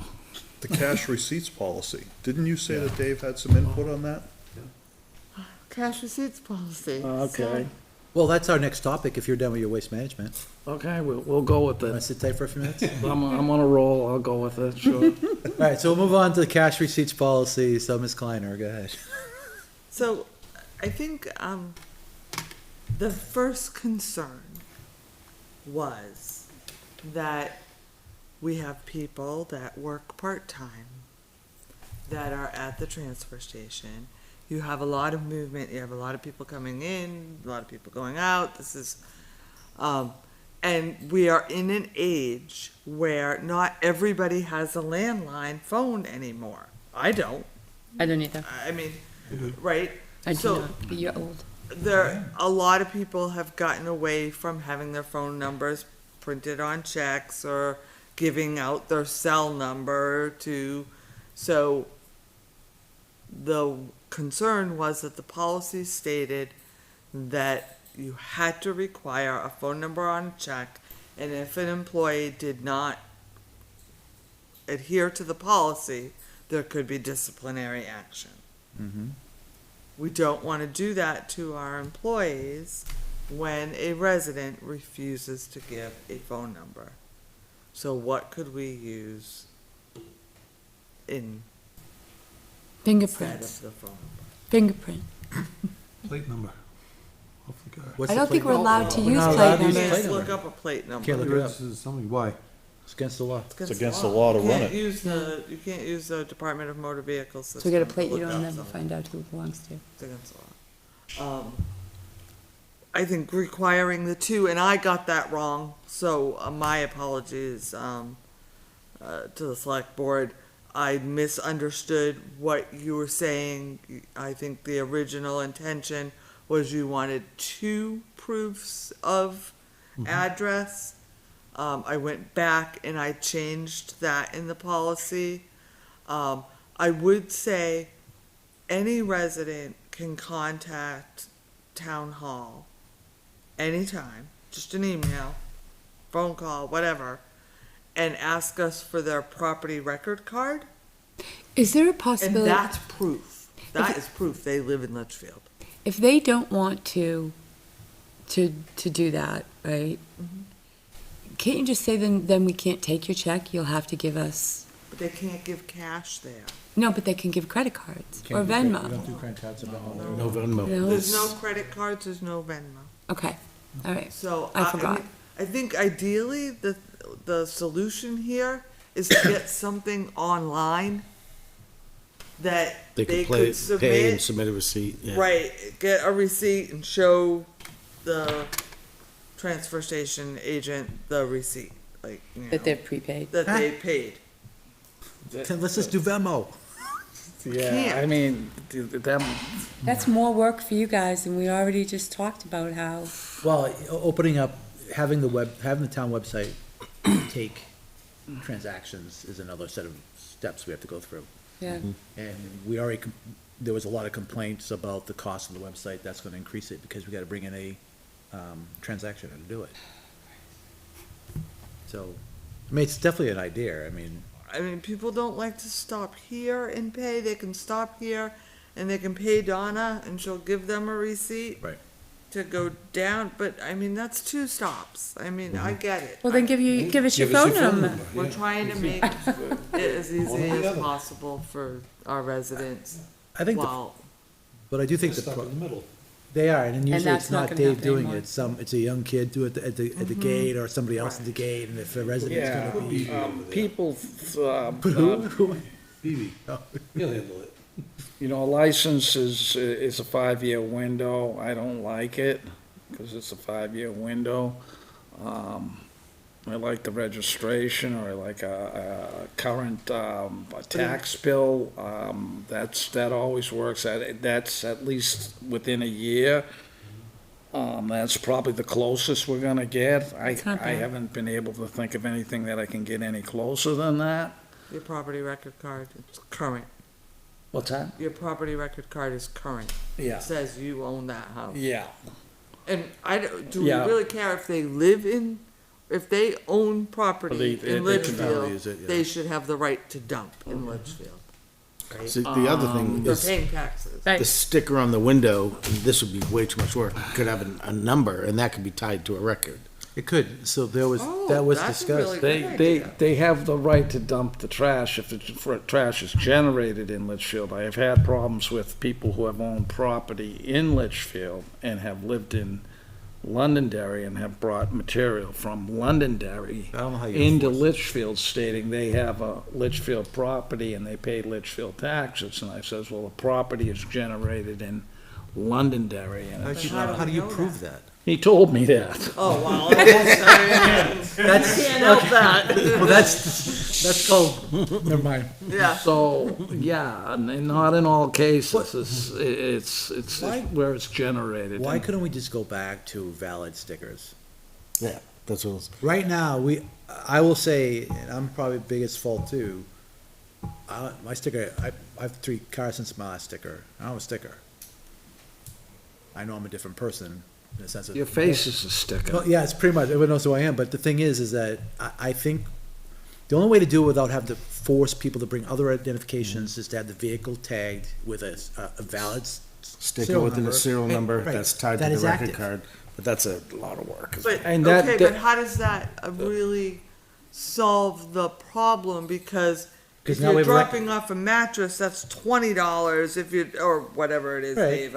And if you're dropping off, another item, it's $10. Right. They write a check for $30, but now we know who they are because we have a Right number down on the the- sticker. the serial- And that serial number number of is, the sticker. is part of our clerk records that we can actually look up at.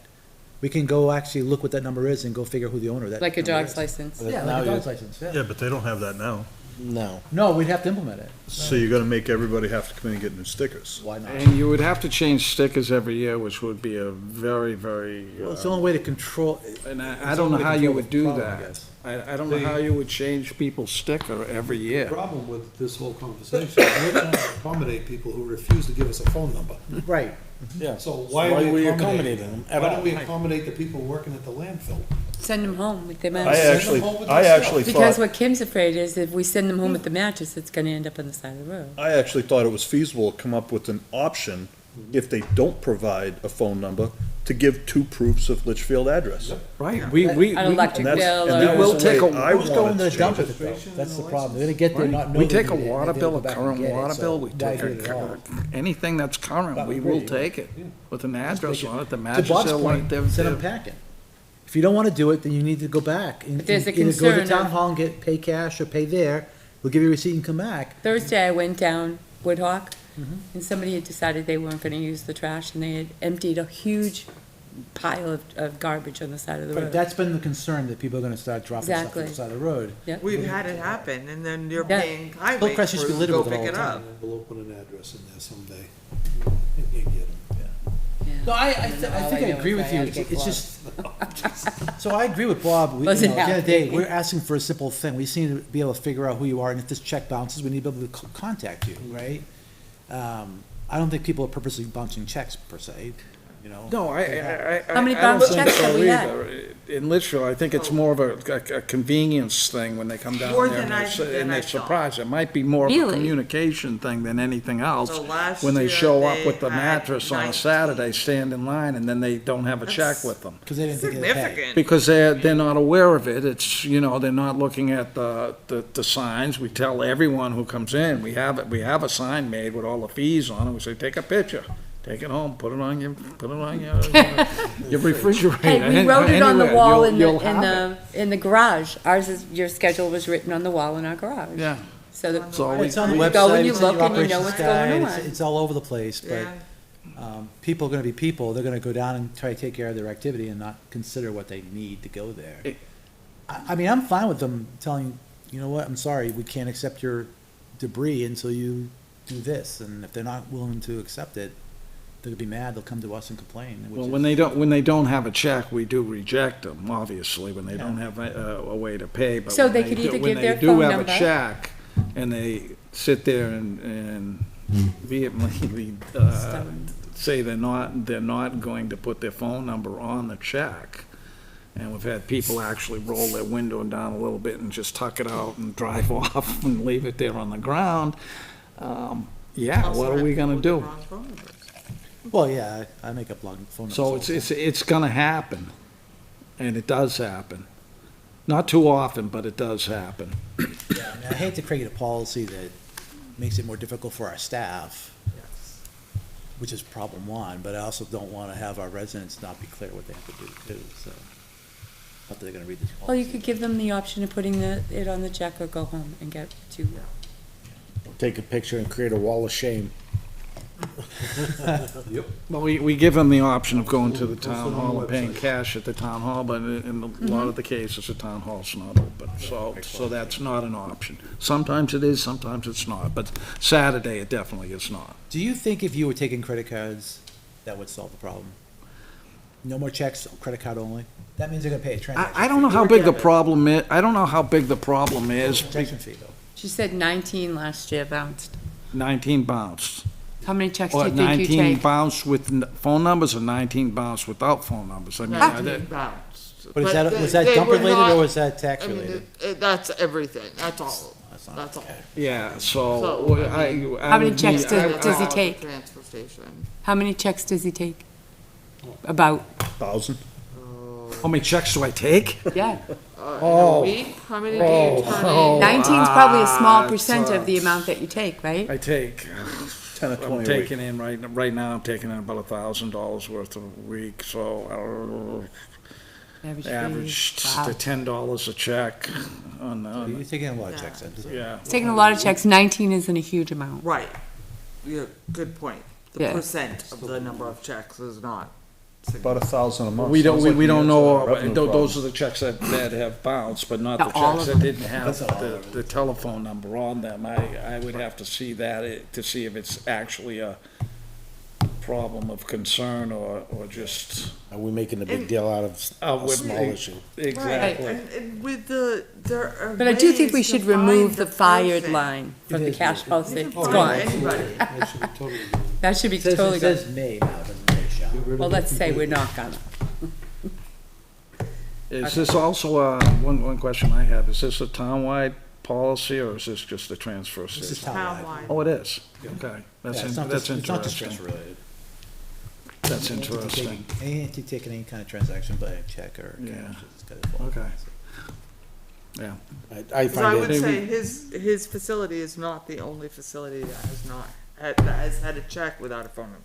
I find it odd that people are willing to write a check but not give you the phone number where Usually your phone number's on the check or some kind of Well, most people, there is a phone number on the check, and. It might not and be accurate, but It's a lot of money and, not a lot of money, but, I think what happens sometimes, they don't do it intentionally. But the bank account is what's more liable to get them in trouble, being disclosed. Yeah, It's silly. exactly. Oh, yeah, the transaction numbers don't go on bottom. Yeah, Yeah, yeah. and there's a lot of, when I was in school a long time ago, we had classes on how to write checks. Now, that Oh, is no longer absolutely. available to the young public, and we have to help None of- some none of of them my Next along with generation it. doesn't even use My checks. youngest kids don't have, they never wrote. Yeah, Yeah, my Nope. so, youngsters don't. have Everything's checks. paid They don't either with credit use them. card, over the online Venmo. Venmo. So are we making a big deal out of a small problem? If there's 19 bounce Probably. checks, how many don't have phone numbers? Probably, and you also have the idea that if someone is, Being has fraudulent. the idea that they're gonna, dump it and run, they're not gonna put a legitimate phone number on it anyways. You have that thought in your head anyways. it's Is probably it better real? off just to take it. I mean, yeah, that's the whole thing. That's the whole point. So if they refuse to give a phone number, And just, just take the check. Right, and move on. Move on. Does the check at least not have a a big Litchfield issue. address on it? Yeah, well, some of them, they've just moved people in, have they might moved, not. we require them to put a Litchfield address on it. Right, because they've just I- moved in. Yeah, if it says Hudson on it, we have them put a Litchfield address on, they have to come up with the Litchfield address right away. And then if they don't come up with one right away, I know, it's probably, they're probably from Hudson, or coming from Hudson or something that way. That's, So our real Warren thing is to would've get never let rid him of in the the gate. yeah. fire summary Well, infraction. yeah, I get people on the Yes. phone that call up and I That's say, just- where you calling from? If they don't come up with a Litchfield Require- address right away, Yep. I know they're from another town right away, so. It feels like we're basically gonna strike everything we just changed. We're gonna leave Litchfield address or phone number and strike the two proofs of two proofs of identification. And then in the back, Compliance. strike Yep. that an discipline. employee yeah. can Be fired. Discipline. That's gotta go. be disciplined for, because what happens is the checks that don't have a phone number are being brought to me for me to act upon it. And Get I'm mad. not going to go down to the transfer station and discipline an employee because someone refused to put a phone number. The whole If the paragraph. board wants to Yeah, I'd get rid of the do whole. it, fine. Oh, we have to have a compliance. I mean, I would say, I would just leave the first sentence and drop everything else. I mean, Well, I mean, but that's basically saying you might tell the guy at the gate that he can't handle a check, right. that he can't accept it. I'd get rid of the whole thing, John. I'd get rid of all of it. So we have no compliance. Then what's the For point of the now, policy? What's the To point of be the policy? determined.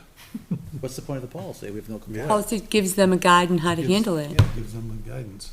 But there's no enforcement, so why have a policy? But this is enforcing his people, not the No, people it's- that this is- write checks. This is any department using the cash Yeah, Or policy. anyone, yeah, Yeah. any department, yeah. But I'm pretty sure when we wrote this originally, we were required to have a compliance statement. Sure. That's probably why it was the way it was, but. Well, So are we, compliance, do you then think we're there's no still reason to have it. required to have, do? Yeah. So you could say that It's recommended. any employee that must adhere to this policy or faces, discipline, Potential disciplinary actions. right? That's it. And just get rid of But the then- up to and including getting fired? Yeah, I have no problem getting rid of that part of it, but. All right. Um, How do you feel about that, Dave? somehow not the phone number.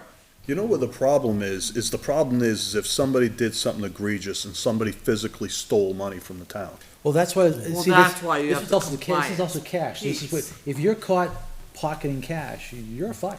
Yes. Right. That's stealing.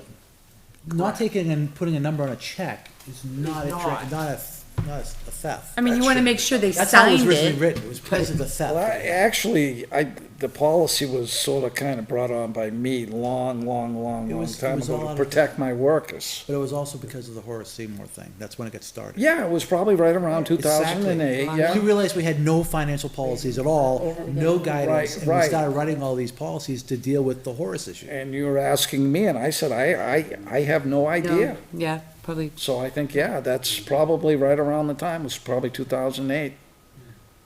Yeah, this was approved in 2013, but yeah. All right, so where do we go with this? Dave, I asked you what you thought of this. What do you want us to do? What would make it easier? The only other thing I think we should consider, my workers are human. They do make mistakes. We all make mistakes down there, and we do deal with a lot of volume, especially on Saturday. The guy down below is usually the master of the check, and sometimes he's dealing with 5, 6, 7 people at once to stay in compliance with the state, which is, in my opinion, and the safety. Safety would be the number one rule for the worker down there, to make sure everyone stays safe. They're not walking on the walls, and they're not having little, young kids running around. That's number one they gotta watch out for. Number two, they have to make sure we're staying in compliance with the state, and people are not leaving propane cylinders in the brush pile, or leaving gasoline in some places, and things like that. People, the material gets put in a proper place and not left in places it shouldn't be left in, and then also handle the checks at the same time. And sometimes it does get very hectic, and there will be mistakes made. There will be, I thought it was on there, I was busy doing that, because we are human. We go through this every week. We talk to them, I go, make sure you check the checks, check the checks, check the checks. So do you And think, that's- Dave, that you're able to impress upon them how serious it is? What's that, I'm sorry? You're able to impress upon them how serious it is? Oh, yeah, as you are. absolutely, and I double check them, and then we bring them up here, and they're checked at least 4 times for a phone number. I think the change that we have under compliance is fine. Employees who do not comply with this policy, it said shall. That means there's no determination. If we change that to may, Be subject to be subject to disciplinary action, including termination, as determined by the Board of Selectmen. Because we are trusting that the Board of Selectmen isn't going to fire an employee because there's no phone number. Can't we just get rid of the including termination? Just can't we say, No. subject to disciplinary action, period? Because if they're stealing For cash, money, that's that's termination, termination. that's termination. But this is a cash receipts policy on checks that we're talking about. No, it's not. It also That's talks for about everything. cash too. It talks about taking cash. all right. They're not allowed to take cash. The only No, place they're allowed to take cash is up here. So it doesn't impact them, that part of Okay, it. But this is supposed to be all encompassing policy. all right, so maybe. Right. So I think you need to leave them there, because obviously if May. someone is pocketing cash in their pocket and walking out of this building, they're not employed here anymore. Right, yep, got it. But may, and then it gives the board A decision, yeah. the decision. And quite honestly, unless you tell me differently, I am not bringing an employee to you because they forgot a phone number on it. No, I think that's, Sorry. this Alright. is not a violation. I think, That makes sense. I think we should just change it. Like I said, I think the beginning part, which is what we were debating about earlier, I think we should strike the whole, if they don't want to provide a phone number or 2 proofs of identification, they're to beat it. That's it. If it has an address or a phone number, that's perfect. I can't imagine why we asking more. And especially now we're in light of that we only had 19 bounce checks, and I suspect those 19 bounce checks weren't even part of your department. All this is doing, by requiring 2 proofs of address, is giving another avenue for somebody to be able to prove that their check is good. I don't see why you would strike that. Well, we do require a proof of address, even when they do have a sticker at times, when they're bringing in something that is suspicious. Questionable, yeah. Yeah, if you- That is, we do that. I tell my workers, if someone's continuously bringing in odd material or construction material, he's not just large loads and things that look odd, I'd like identification on that too, and they're not borrowing a truck. Or, they got a buddy that lives in Litchfield and they're from Hudson and they're taking it. But I love building permits. I love that. I always thought, years ago, I presented to the board that we should have a demolition permit. It wouldn't cost anything, but the public could come up here and file for just a demolition permit if they're taking down their shed. And it could be written out on so-and-so address and the name and the phone number on there, which I could call, and if they have a contractor doing it, I could verify that, and that would be an easy, no-cost way of checking on that, and that would eliminate the borrowing of the truck or bringing the buddy in or the thing like that. That's why I like fees, because, the other guy says, well, we don't have fees for mattresses in Litchfield. Now we become the mattress magnet of this area. So fees actually protect the people in the town. They don't hurt them. They keep stuff out of our town. Yeah. And if stuff does wander in our town, we're at least getting paid for it. So I think the only thing is, if we leave it in there to require another form of identification if they don't have it on their checks, who's making a copy of it to attach it to the check? Oh, we're Well, what's the not. point? They're not. Right, so what are we It's just a doing? verification for the guy collecting the check. Yeah. He Okay. shows him two forms Now the of check- ID, he says, okay. Now the check bounces, Yeah. and we don't know where to get them, because they don't, what's on the check is not a New Hampshire. Address on that, right? Well, that's the whole point No, of two he's proofs, put- is Dave that said two he's having them showings put of their the address. same address. Litchfield Yeah. address. So if you have a license that says you're from Hudson, but you have a utility bill, an electric bill that says that you have 5 Lidston Lane is where I live, and then I have nothing else that is current, I can say my car registration, my phone bill, my cell phone bill, Exactly. anything that says that Steve Perry lives at 5 Lidston Lane is valid proof. You better have your registration in the car anyway, right? Because, Oh yeah, I keep all my bills in my car, Well, that's my thing. is- just in case I need. Hoping somebody steals it? Just in case you have a mattress to bring to the dump. because remember, I mean, That's why I tell people, keep your water bill in your glove compartment. When you Well, come Well, your in, you'll never have registration's a gotta problem. be, should be in there. Not No, only if that, we it's- have if our it's assessing active. system. We Yeah. can look anybody up. That's why I love the registration. It's every year, so I know you at least registered that vehicle I that think The year. that's- checks come back here. All right, so, just to kind of move this along, then we're gonna leave the language in there as an option, and we're gonna change the compliance part to May. may. I make a motion that we approve the proposed cash receipts policy as amended. Second. Okay, motion has been made by Mr. Perry, seconded by Ms. Plansky. Further discussion? Hearing none, all those in favor say aye. Aye. Opposed, motion carries 500. Dave, thank you Thanks, for Dave. everything you Thank do. you. Thank you, Dave. Thanks for coming back. You guys I knew I'd get you back sooner or later. It was a little later than Wait sooner. till budget season and you'll see if Yeah. we're still Dave, thinking. drop your glasses. Behind you, Dave. All right, thank you. Bye, Go, Dave. buddy. All right, Chief, you're here for the e-bike part, conversation, right? Yeah, whatever. So is there any objections to moving the e-bike up to get the chief out of here? Let's do it. All right, we're gonna move on to the e-bike ordinance discussion. I know that I think we shared what the chief's recommendations were, or Lisa's ideas. I think I also supported an email that was, I think, feedback from yourself and the chief. So I drafted the ordinance. When I drafted the ordinance, I came up with a list of questions. I sent the questions to the chief. He gave you answers. They're the same questions that are on your portal. And I think they're good questions just to, decide whether, because if your answers to these questions would require changes to the proposed ordinance. And I think, and just to let you know, there is along the bike trail, along the bike path, there is signs, no motorized vehicles.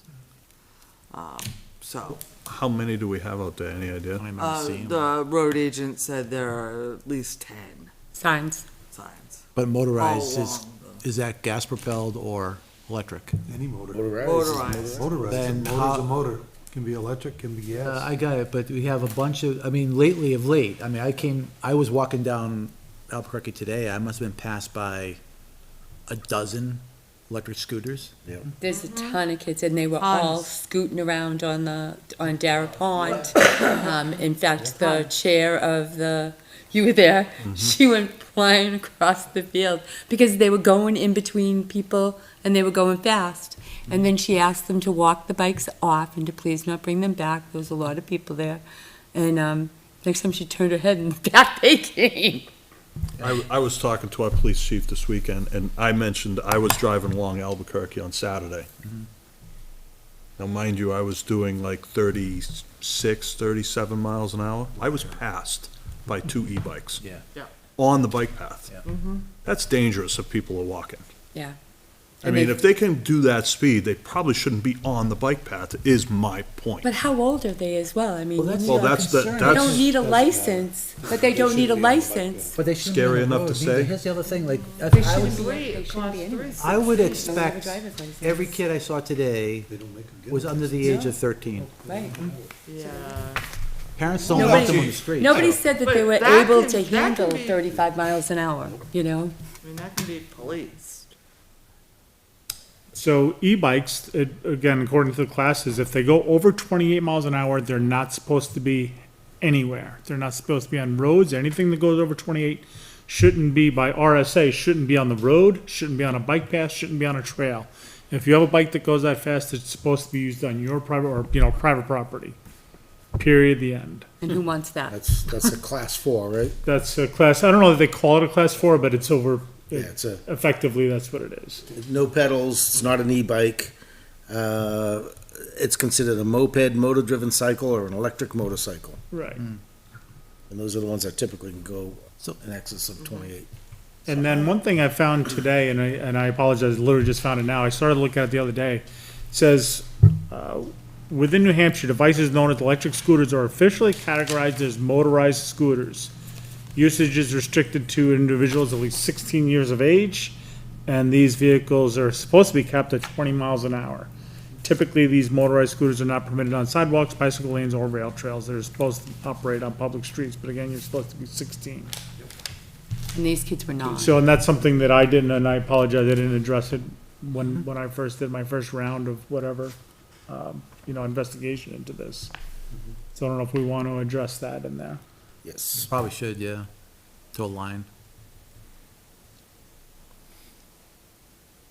So I think that's why we said this is discussion only, Yeah. Yeah. because Yep. this policy is not, this proposed Not ready. Well, that's- ordinance is not ready. And we need a And public it's- hearing too. It's an so- ordinance, it requires a public hearing. And again, another thing that I hadn't seen before I was this weekend at the 250 was these kids just all over Dara Pond. Yeah, I had the same Baseball experience field. as Selectman It's Perry. brutal. I was driving down Albuquerque and they were weaving Yeah. pretty close to my car.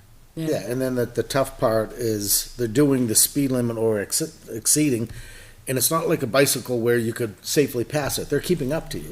Yes. And so how do you pass them? And they've never taken driver's ed, so they don't know the rules of the road. They have helmets on, and they're just going for it.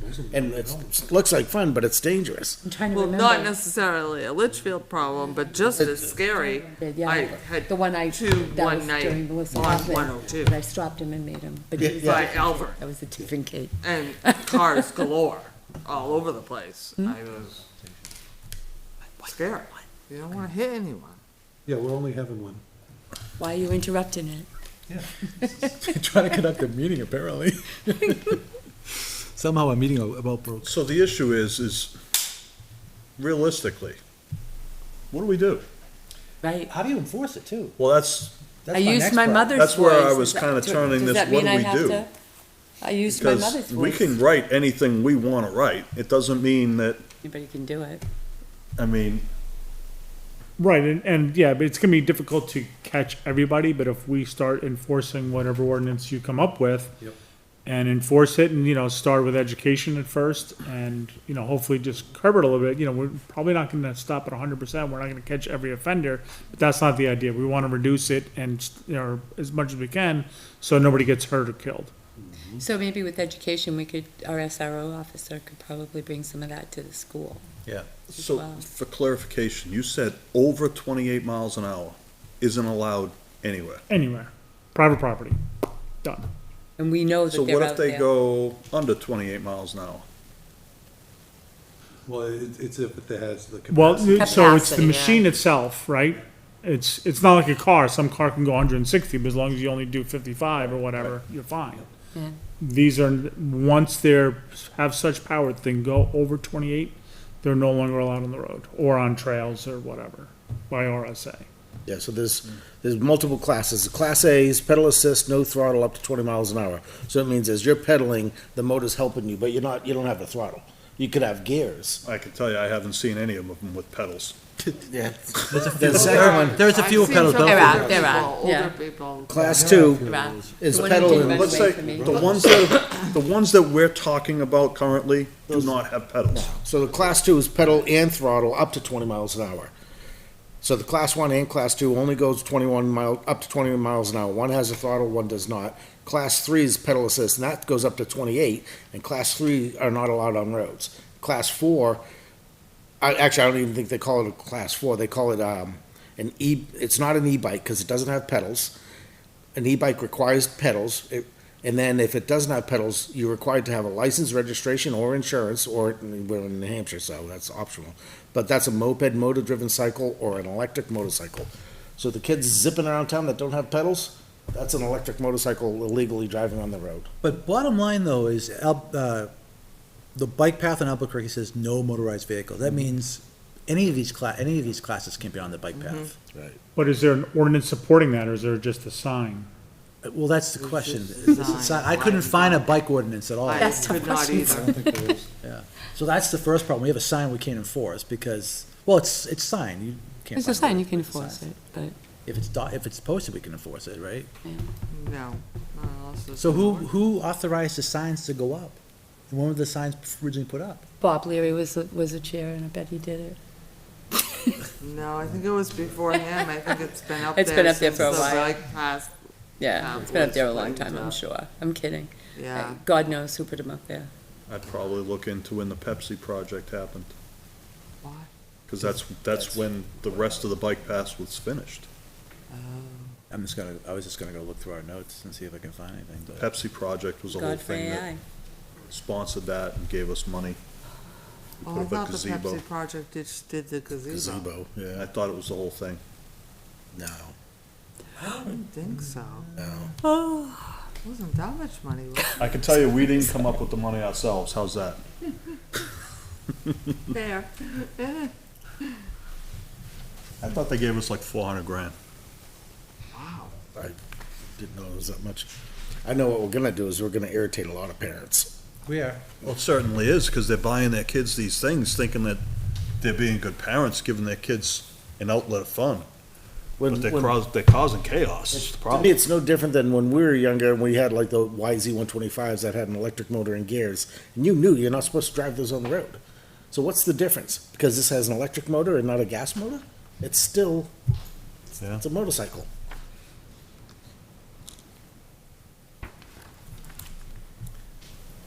Yeah, so. Should say, we're not doing this because we don't like the kids. I think it looks like fun. My concern is they're not paying attention to the rules of the road. They're not stopping at the stop signs. They're not stopping at the intersections. They're crossing roads without looking, and they're doing it at 30 miles an hour. And someone's going to get hurt, and weekly you hear about someone getting killed. I think there's one last weekend, someone got Yes. squashed by a Yes, they bus. definitely should not be on conservation land. Oh, good or God. trails, or, I mean, that's just, you're just waiting. I mean, there's tree roots, there's all kinds of things. Well, but- this is where this whole conversation goes, is because as dangerous it is on the bike path, it could be more dangerous on the road. Right. Because you could be pushing 13-year-old kids, 12-year-old kids onto the roads. Now, if it's my road, it's no big deal, it's a cul-de-sac. But Right. if it's Albuquerque, that's a big deal. Except for you've also got a 10-year-old kid on a regular bike with his little sister 7 years old behind her, and they're passing them at 25 miles an hour. So, yeah, it's really hard to decide who you're gonna save, you know? Yeah, I think, Gotta come up with something. yeah, I think the folks that walk the bike path, it's created a challenge because they're coming up behind them, not hearing them. Yeah. And they're flying by them and scaring Yeah. them. But that happens with bikes, regular bikes too. because It You does. don't always hear regular bikes either. Especially if 'Cause- people are wearing headphones. Right, especially, I think people forget the etiquette, right? You know, kind of shout that you're coming, you know, move to the left, move to the right, but I agree, I think we're gonna, well, that's the thing, it is a bike path, I agree with that, That's but, such a fun not a argument. sidewalk. It's such a fun argument. Well, that's why it was built. I know. yeah. I know, but here we are, you know, we don't want to, I agree with Steve, we don't want to push these kids out on the road. I agree. But I also don't want them running over a 7-year-old kid who's there on their little pink bicycle with their streamers flying and their braids behind them, and all of a sudden we've got a double issue. Or So I don't know what we do. If someone in a car hits one of these kids, they're gonna Has be to live with automatically that, blamed yeah. because there's nothing saying these kids cannot do this. So the driver would be at fault, correct? Most likely? Maybe. They probably lean that way a little bit more. It'll probably go just like it's a bicycle. Well, yeah, I mean, to be honest with you, like, the insurance companies make that determination fault, like, we write up our report, but ultimately it's up to the insurance companies, you know, unless it's something egregious. As far as that the we can write on, financial you know, impact. if we can write a ticket on. But, so, you know, if a car hits a bicyclist, a lot of times it's gonna fall in the car anyway. I do think the best approach is, we need to come up with something, I think we need to get the policy out there to the public, let them see what happens, so they know it's coming, maybe invite some feedback. I think you're gonna have to, I think parents are gonna have a big say, but ultimately, I think it's gonna be getting into the schools and educating the kids that are doing it, and it's gonna be, I believe it's 5th grade and above that are riding them, God, where they are right now. I'd say that's about the case. I would try to focus at the middle It's all right. school and say this, you know, again, safety, because to your point, they don't know the ways of the road, rules of the road. And they're just having fun, and no one wants to take away their fun, but. I they're gotta tell you, gonna get hurt. the kid I stopped and said, get off the bike and walk it off, he was a good kid, he goes, I wasn't with those other boys. I was like, okay, but don't, he's like, he couldn't understand, I wanted him off the bike right then, you know, but he was a good kid, but he was still riding in between the people on Dara Pond on the softball fields. So I guess we have to tweak it, we definitely have to tweak what we gotta do. And I couldn't So find any if, reference. yeah, if board members wanna mark it up, and. Definitely- I or definitely think send we wanna have a feedback public- Chief's over. recommendations. I thought his were good. Obviously, but I That's a think we good wanna start. open it up, though, to have people come and talk to us, too. Well, they'll have, obviously get the opportunity by public hearing, but I think we Yeah. should open it up for, we're gonna be talking about, if you have opinion or a direction you wanna see us take, you should come to the meeting. We should openly invite people to talk about. the Yes, I agree. Okay. Put it on the town Facebook page. Right, that's what I'm saying, we'll post something there, we'll invite people, we're gonna have an open conversation about a proposed policy that we're working through, a proposed ordinance. Come to this meeting, and we're gonna open the session for a conversation.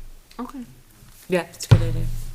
And I'm hoping we get 3 or 4 or 5 concerned parents to come in Town and one. I'm sure. defend it, so.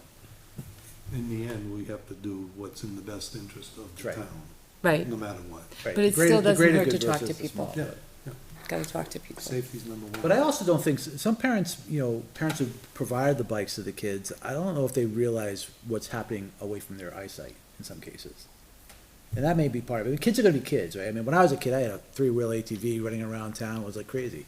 But we were able to leave home at 8 o'clock in the morning and not be home until the streetlights went on. Yeah, well, You that's know, true. and even then, Yeah. these kids, it's a different world for them. They don't have. Find some YouTube videos of the kids on electric bicycles and the crowds and the gains, and they have the mob mentality, and it's reckless. Yeah, I don't think that's what's going Gotcha. on here. No, yeah, no, I but mean, it it's- can be, yeah, Drive through Lowell, yeah. and I've seen it personally, it's bad. But I had It- an electric scooter for my son when he was a But teenager. it didn't go 30 miles an hour. No. yeah, It we did too. didn't, and he wasn't allowed to take it out on main roads. He could take it, I lived on a dead end. And you had to You could- believe that he was following what you asked, Yeah, because well, I had to know my son, he was, yeah, he didn't do anything wrong. none of us are that naive. I just- And the main road was Good try, John. 111. He wasn't taking it out there, he'd be dead. Yeah. Yeah. Yeah, like I said, the bike path is probably the big, I mean, if they're doing it in, running around their own neighborhoods and there's less traffic there, but Then the definitely mothers will take But care of it. Albuquerque, like you said, it was today, I was I riding would back and prohibit they were Albuquerque. passing passing me and I'm doing the speed limit. Yeah. And they're on the bike path, so I'm like going, okay, this is a problem. So. Okay, Okay. Chief, Thanks, Chief. thank you, Chief, for picking up. This is just such a fun night. So let's circle back up, let's do the approval minutes for July 13th, let's get it off Yeah, before I let's forget postpone about it it. to the next meeting. Do you have changes, no recommendations? Do we really want to push it to the next meeting? don't No, care. I can make a motion that we'll accept them All right, as written. do I have a Does second? anybody have any changes? Second. All right, discussion, anybody had any changes or amendments or anything? I didn't read them.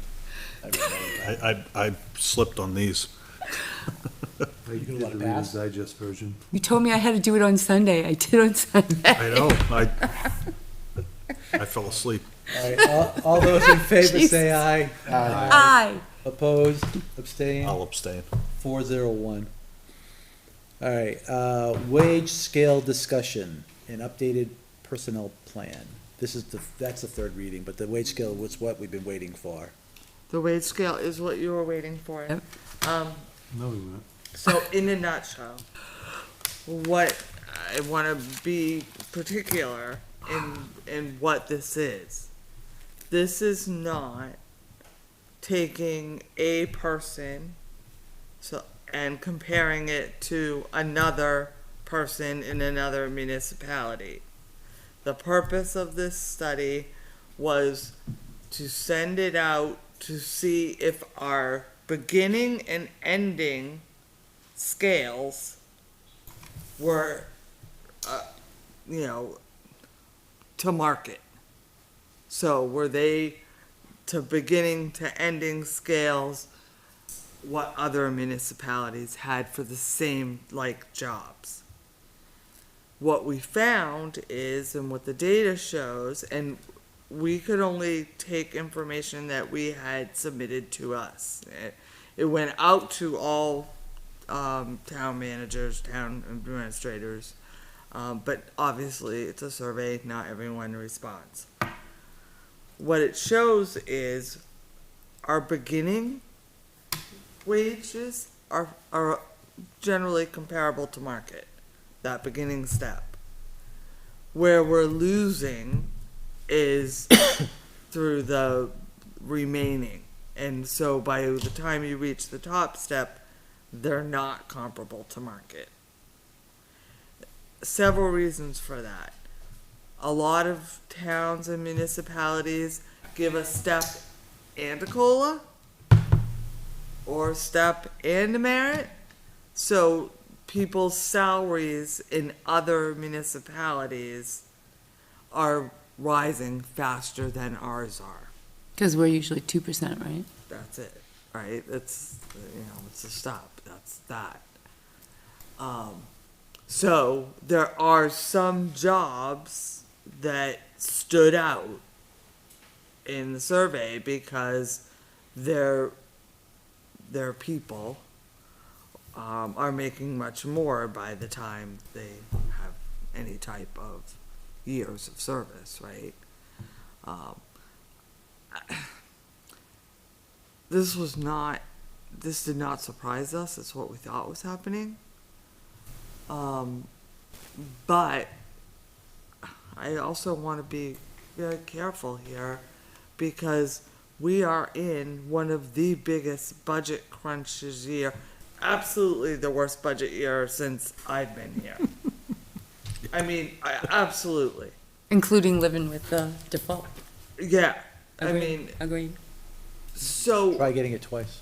Yeah, I mean, I'm really concerned about having to address this. I do think the town needs to address it, but I'm not sure that 2027 is the year to do so. Well, when, addressing the low and the high is not a financial impact. You have two individuals that are at the top step. Well, I can't imagine two individuals are gonna throw a budget that far off the, No. But- My original proposal when I came to the board was we should add another step at the top Right. to at least keep those people moving somewhat. Because everyone else is already gonna get a step with our existing wage scales. But then these guys are stuck at the top. These there. guys are stuck. They're not getting any raise next year because we're not increasing the wage scales. That was the original proposal, was just to add a step. Let's keep it at least going so that no one's frozen. Like, with that step, should we not be adding further responsibilities and, I mean, am I Probably like not. too old-fashioned No. here? not old fashioned, but what all the responsibility can you give somebody doing, one person doing a job? It's like you can, Well, because as you get better at it, you get faster at it, and you're able to do more things. But this is just I don't- adjusting their salary for but I don't, cost of living. yeah, I don't think. But that's a I- COLA, that's not a step. Well, no, so the steps, all our employees are getting are the steps, Right, which is the cost of living. I mean, it's not even the cost of living. Cost of living this year is, 3.2 average. Tell me about it. So, I mean, I get it. I mean, trying to be fair to the taxpayers, trying to be fair to the employees, it's a balancing act. So you're saying we have two people that are maxed out? We have, yes. I knew of one. The last time we gave step increases, there was one person that didn't get it. Mm-hmm, And Now there's there's now two. another one? there's two. well, eventually Because they're all gonna be They've now there. hit that step? That we, yeah, Eventually, they're all everybody's maxed gonna out. be there. They've been here a long time. Yes. When you're given step year over year, because that's what we do. But we still have one employee that got nothing this year. We have one that got nothing this year. We have two that will get nothing in 27. Right. How's that? That's. Well, they'll get the that's COLA clear. adjustment if they get the But the COLA. reason They why will I'm not saying get- this is we don't get because, a step. There's no step to go to. the reason I'm saying this is the person that hit their top step, Mm-hmm. that got nothing this year, Mm-hmm. their line shows that we're significantly below That is correct. on Yep. pay rate. Yep. That is correct. That job, so So that's two people, though. I want to, No, that's next year. I want to be This year. careful. I'm talking this year, that one person did One not this year. get an increase this year. That's next year. So That's budgets in October. the hard thing with that particular job is it does 3 functions.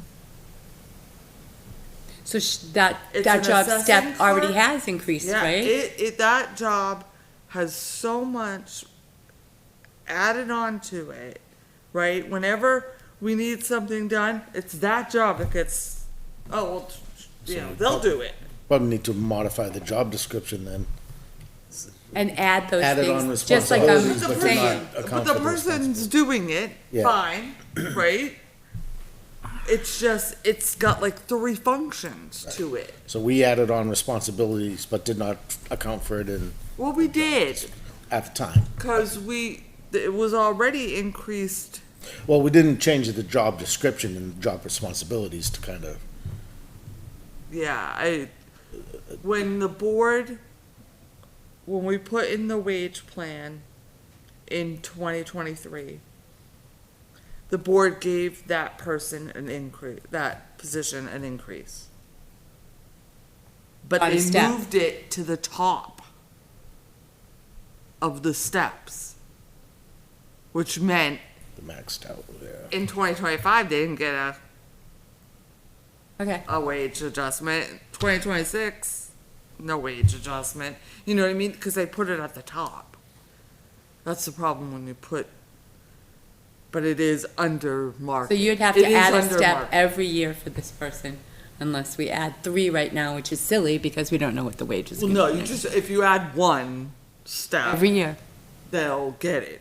Every year, you should look at whether the market. So we obviously need to do work on, on the whole package. Yeah. I'm gonna ask a very specific question. The person that did not receive a raise this year, is that the office assistant assessing clerk? Yes. Yes. I will make a motion to give an increase to the office assistant assessing clerk, 5% COLA for this year. One time. I'll second for discussion. So motion made by Mr. Perry, seconded by myself, 5% COLA for the office assistant accessing clerk position. Where do the funds come from? Call it for a vote. Do we have to? I just wanna Well, it's- give we a have to little discuss it. clarification. It's listing a 28.8% negative The difference. margin. Under margin. Yep, And saw it. it is a job that has multiple facets that That go she's to gotten it. better at every year, I guess is what I was trying to hint Yeah, at and yes. was waiting for that answer Yes, to ma'am. say. Sorry. That she is getting better every year and has taken on more this year than she did last year. Just like every year, she gets a little bit better at her job. Can I ask a question? That's what I'm Why- looking for. Why is there no Litchfield numbers here for that position?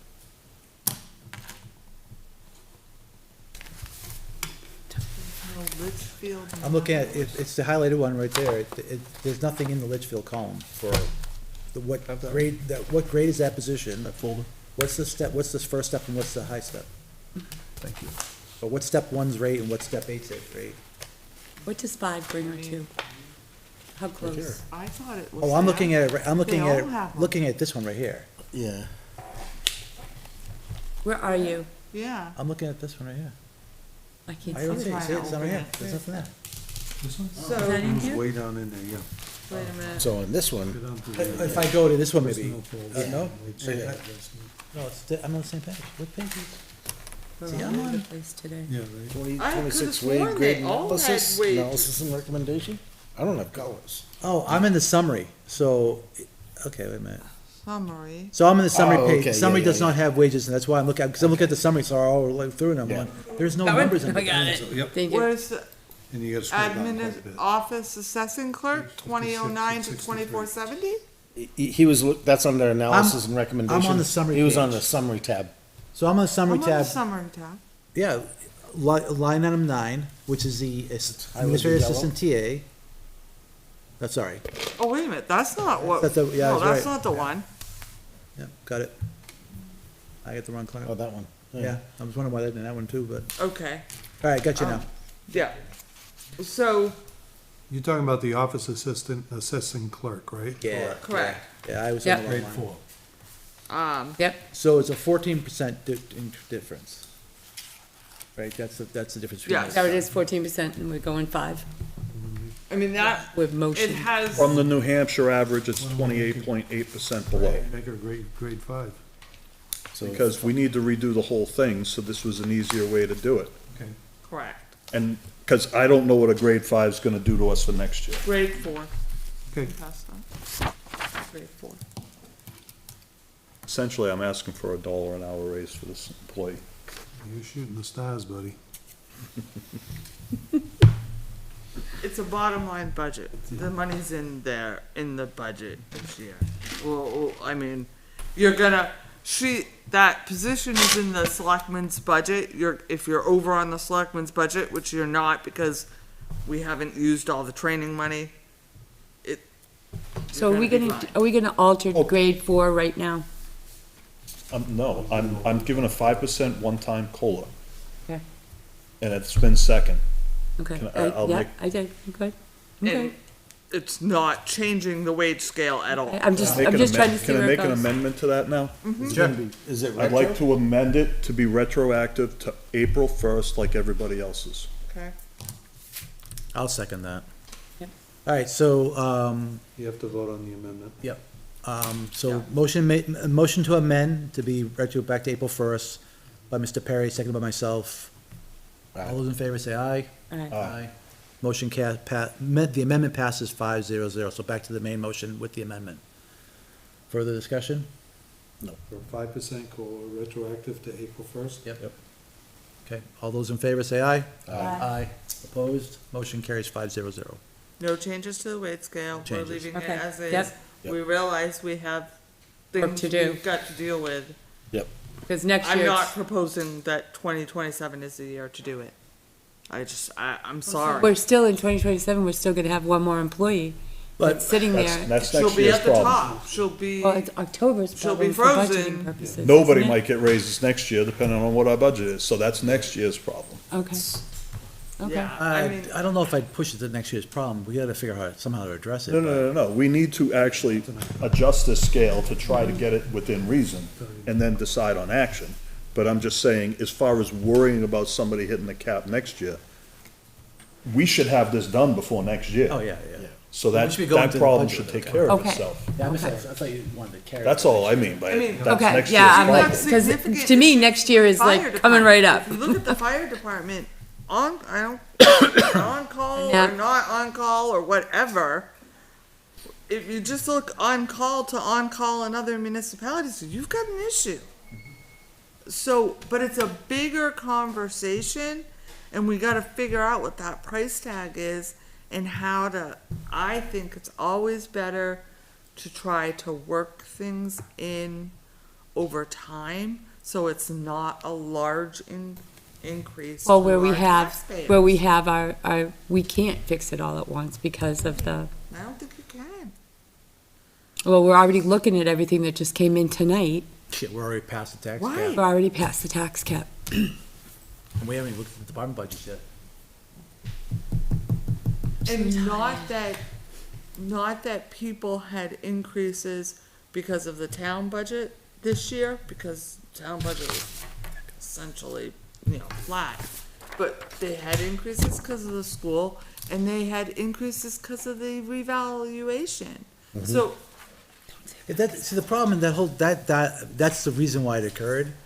But residents are feeling it in their tax pocket, and that's why they're reacting to it. And, and I wanna be and careful. obviously, we can't, our budget going to the budget committee, if it's well over the tax cap, the budget committee's just gonna blindly cut it.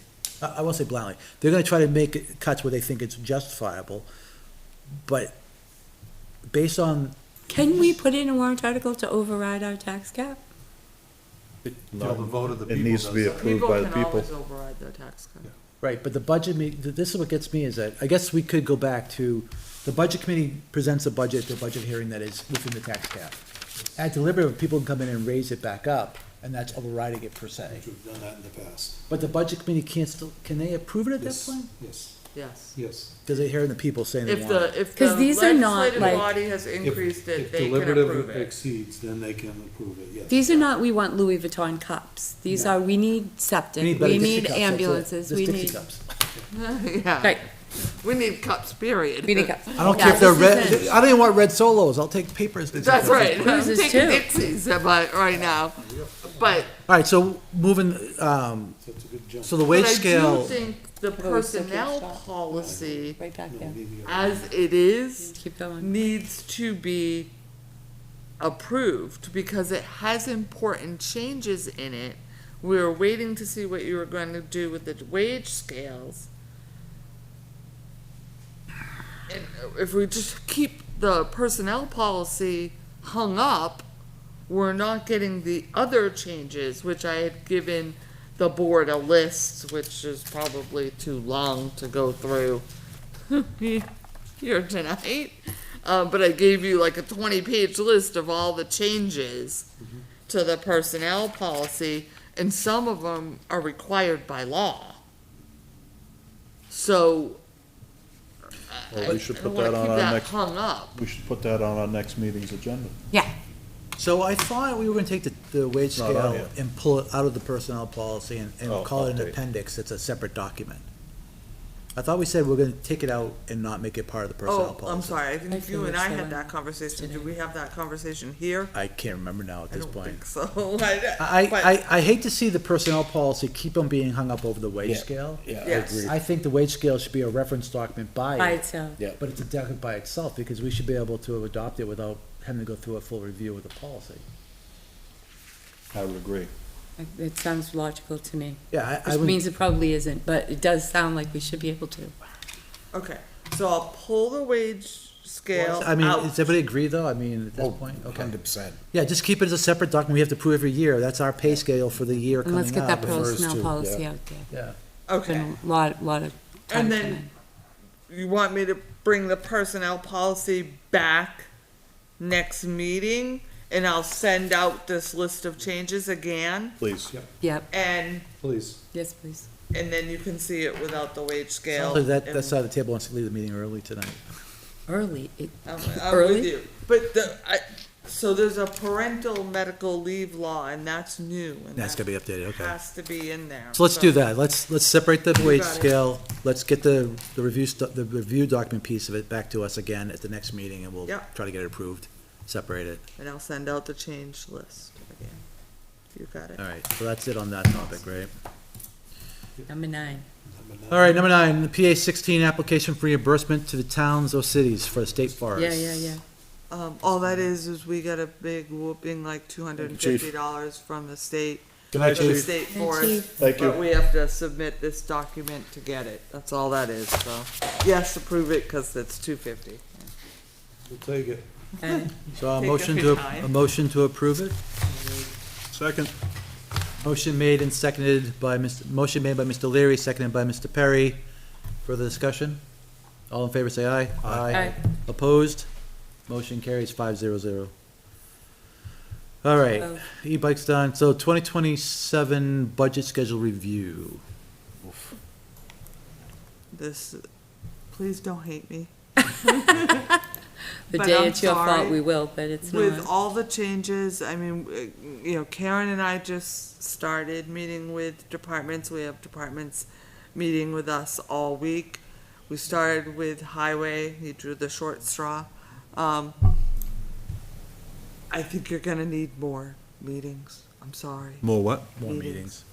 Oh, I do For too. this, and I think we're better off doing it now and getting them scheduled so that I do too. everyone's life, including mine, at least has some schedule. Mm-hmm.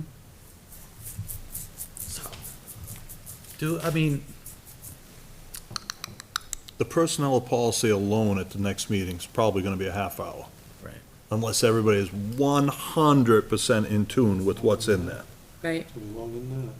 So it's like, we're starting to, what I've been noticing, and I've actually said to Kim privately, is it feels like we're barely keeping up with what we need to do. right. And it's gonna catch up to us. Well, it's catching up because now when we have to start doing budgets, we're not gonna have time to do the other stuff. Right. We've gotta make time. So do we want to start meeting weekly? Like effectively in August? whatever we have to do to get a Not hold next of it. Monday. Um, Well, you can meet, but I won't be here. Well, and maybe that's what we do too, is that we make sure that, The only challenge, otherwise, I mean, like, we're all gonna of us to have, be here for budgets, yeah. we're gonna have a conflict in August because you got a zoning board meeting right between the two meetings we already have scheduled. If we can't meet on the 3rd, which, I mean, I understand, so.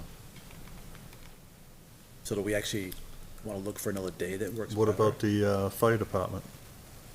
So, I mean, this is, We can push them there, right? We can push CBA there, yeah. That would be easy. We do a Zoom meeting? You can't do, you can't do work virtual meetings No. anymore. We can't? no, The majority of the body has to be in the meeting room for the public. you have to have a reason, like being Okay, sick. can or- 3 of you show up? I can tell you, the only I'll be Mondays, the only days that are gonna be a problem for me are the first 2 Mondays of September. I can make anything else work right now. Yeah, I can do anything, but I'm gonna be in Vegas on the 24th, so I was already on the docket to miss that meeting anyway, because that's my company So I have to have it to the budget committee on September 17th. Yep. So, What about a Saturday here and there? We tried that. Couple we- of hours we on brought that up Saturdays. and we people brought weren't in that favor up, of that went over like a lead balloon with Where, the with us? department No, heads. with department heads. Who had to present their budget to us. Oh, They would rather stay a night during the week because they They have like their family weekend. obligations on the weekends. we all do, yep, Yeah, we all do. we all do. I mean, we could try to do 2 meetings in a week versus adding additional week, right? We can do potentially do a Thursday. This room is not always used on Thursdays, especially in the middle of the month. That's for budget, right? But budget won't be not until last month, well, last week of the month, right? Last week of August? Yeah, I think that's what it is. Yeah, so budget would be the 27th, I think, right? Yeah, budget's 27th, so we could fit in, we could fit in probably the 10th by pushing, that's our regular meeting, and then potentially the 13th. There's no meeting in this room, the district facilities is over there, so this room's open on a Thursday. I mean, if you wanna have a special meeting to discuss budget, I'd be for that. Yeah, So that's August? so August 10th would be our regular meeting, that's the first budget discussion, right? Then Yeah. August 13th would be, I gotta Second check my one? calendar. that would bring the 24th one up, bring that content up, right, potentially. Mm-hmm. And then the following week, that 17th, that Monday, that's ZBA, but we can ask them to go over there if they even are gonna have a meeting, if they have any applications. We do our meeting here on the 17th and potentially again, grab the 20th, that Thursday. That gives us, that's 4 meetings within August, and we should be able to get through almost all of it at that point if we have support of the That staff. would be enough. And I can work with the department Give me the heads first to 2 dates figure out again. what day works best for people. August 10th. Right. August 13th. And then August 17th and the 20th. And that leaves the 24th, which is, would be a regular meeting to kind of help clean up anything that's hanging out there. And I won't, like I said, I won't be here, so it doesn't matter to me. I'm not available the whole week because I'm in the hottest place in the world in August. So It's a dry heat. Yeah. I right. also think it They keep on helps telling me.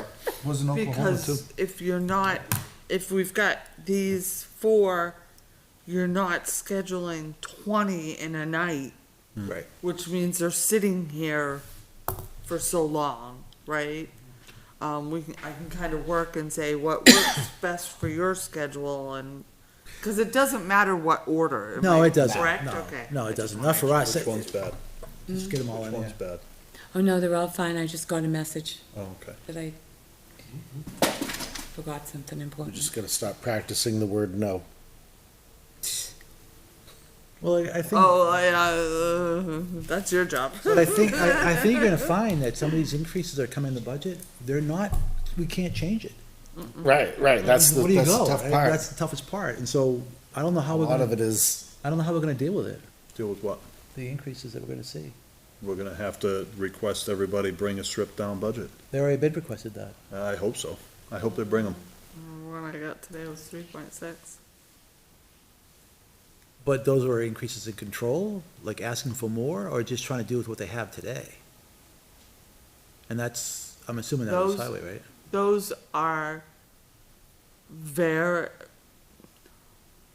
very fair requests to deal with issues that Mhm. the department is facing. But it's new requests. It's increases to line that's, you can prove it's 3-year average, that's never been adjusted.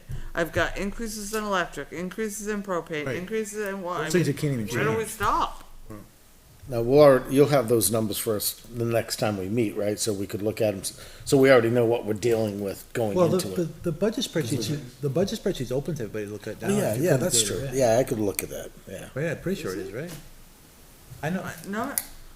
Not normally. We haven't even finished putting in numbers. Oh, so all I'm seeing is mine, probably, that's what I'm seeing is mine. Yeah, you're But seeing. why can't you open up for read? I can, but please do not look at anything because we're still putting departments in. Oh, Yeah, no, I'm saying like, there's some given that we already know, not the departments. We know fuel's going up, we know propane's going up, we know, Not all those are in, I just yeah, got okay, elected today. then don't worry about Why don't it. we let her do her preliminary job and then we'll go with Yeah. it?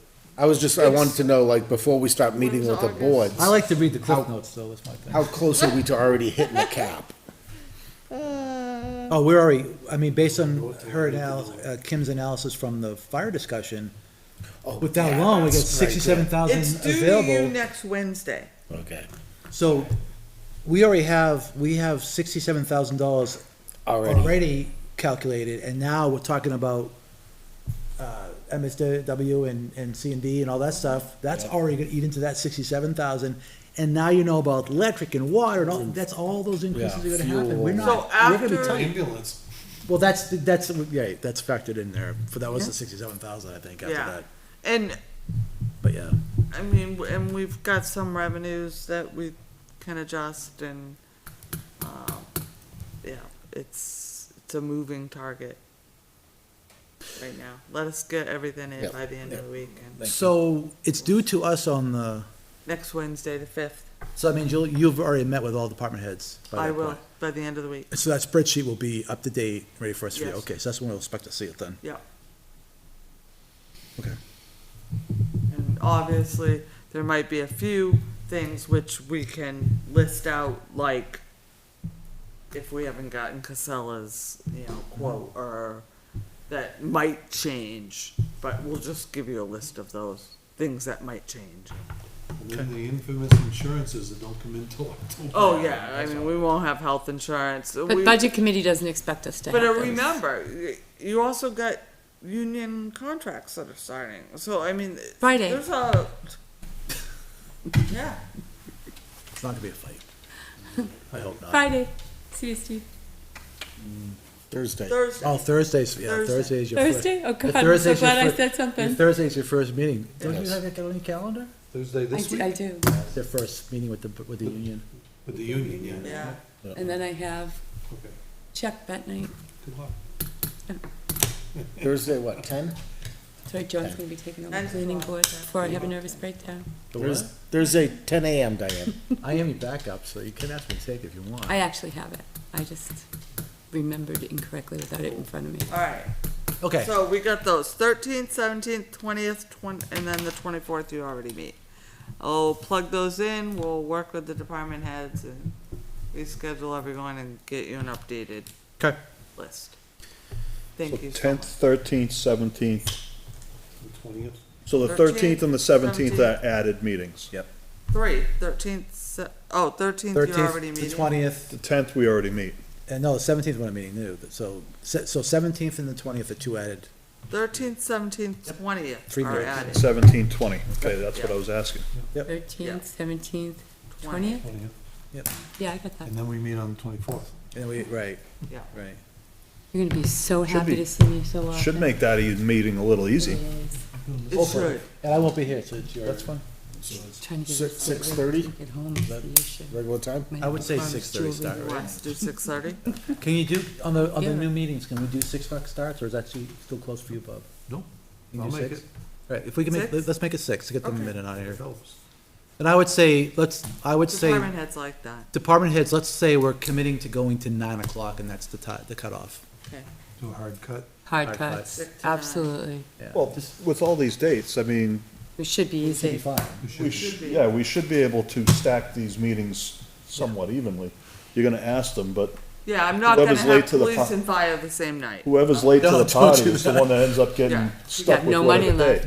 left. Yeah, I think the 10th would be our regular meeting, so there'll be other business in it, but let's try to lighten it up to just be budget focused if we can. So this month, we have 8:10, 8:13, 8:17, 8:20, and 8:24. I mean, you could do you could So do 5 town and 2 clerk weeks. the 10th. Yeah, Just yeah. that, 3 you of them know, dedicated I to mean, budget. Yeah, I would take a look at what would be easy for a regular business meeting. Yeah. That's not dedicated to that, and then move on to the other 3 to be the Yep, ones I that are gonna agree. go deep and long, because they're big, I'd rather complicated do that than budgets, I be here guess. till midnight. Yeah, I I can't know. do it anymore. Well, if you're gonna do Tired. town clerk, make sure you do town meeting too, because she does that one. Town meeting and the tax collector side too, so the two of them, yeah. absolutely.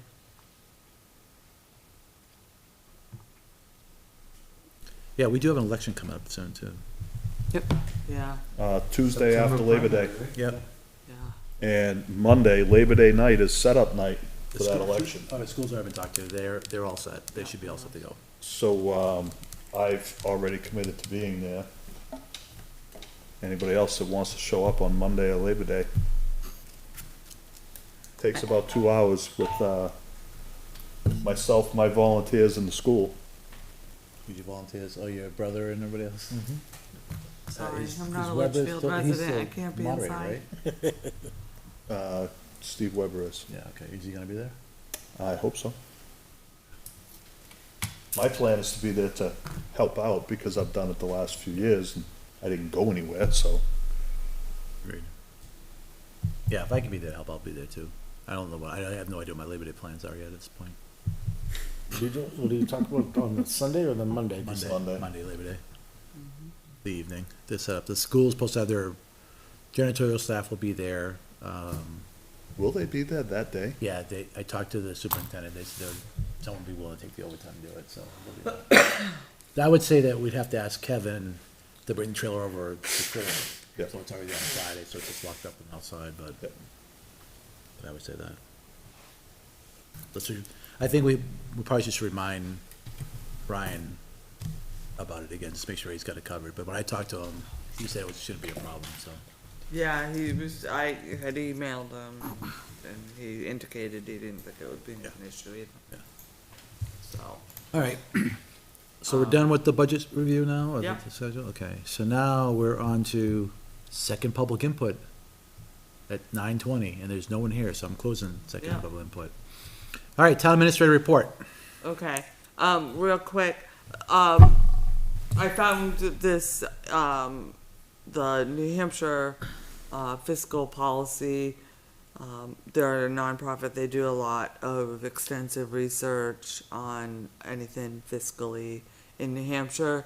They just did a report on smaller towns, and it's the smaller towns who are having the rise in population, and they specifically mentioned Litchfield, so I put that report, in the portal for you. One of the reasons that they're saying it, and I do think this is true, that Litchfield is feeling some of the increase is people's ability to work from home in some of these larger companies, like in Boston and things like that. And I do think that that plays true. Well, we also just put in how many more housing, how much more houses. Oh, yeah, Rose Meadows. So that's, and- yeah. that would certainly mean there's gonna be more people too. Oh, yeah. I don't know yeah. whether it's showing a cultural difference or just we have more houses, so we have more people. Maybe. So it's an interesting report. We got a notice from Pennachuck of a new rate case. But I do want to be careful.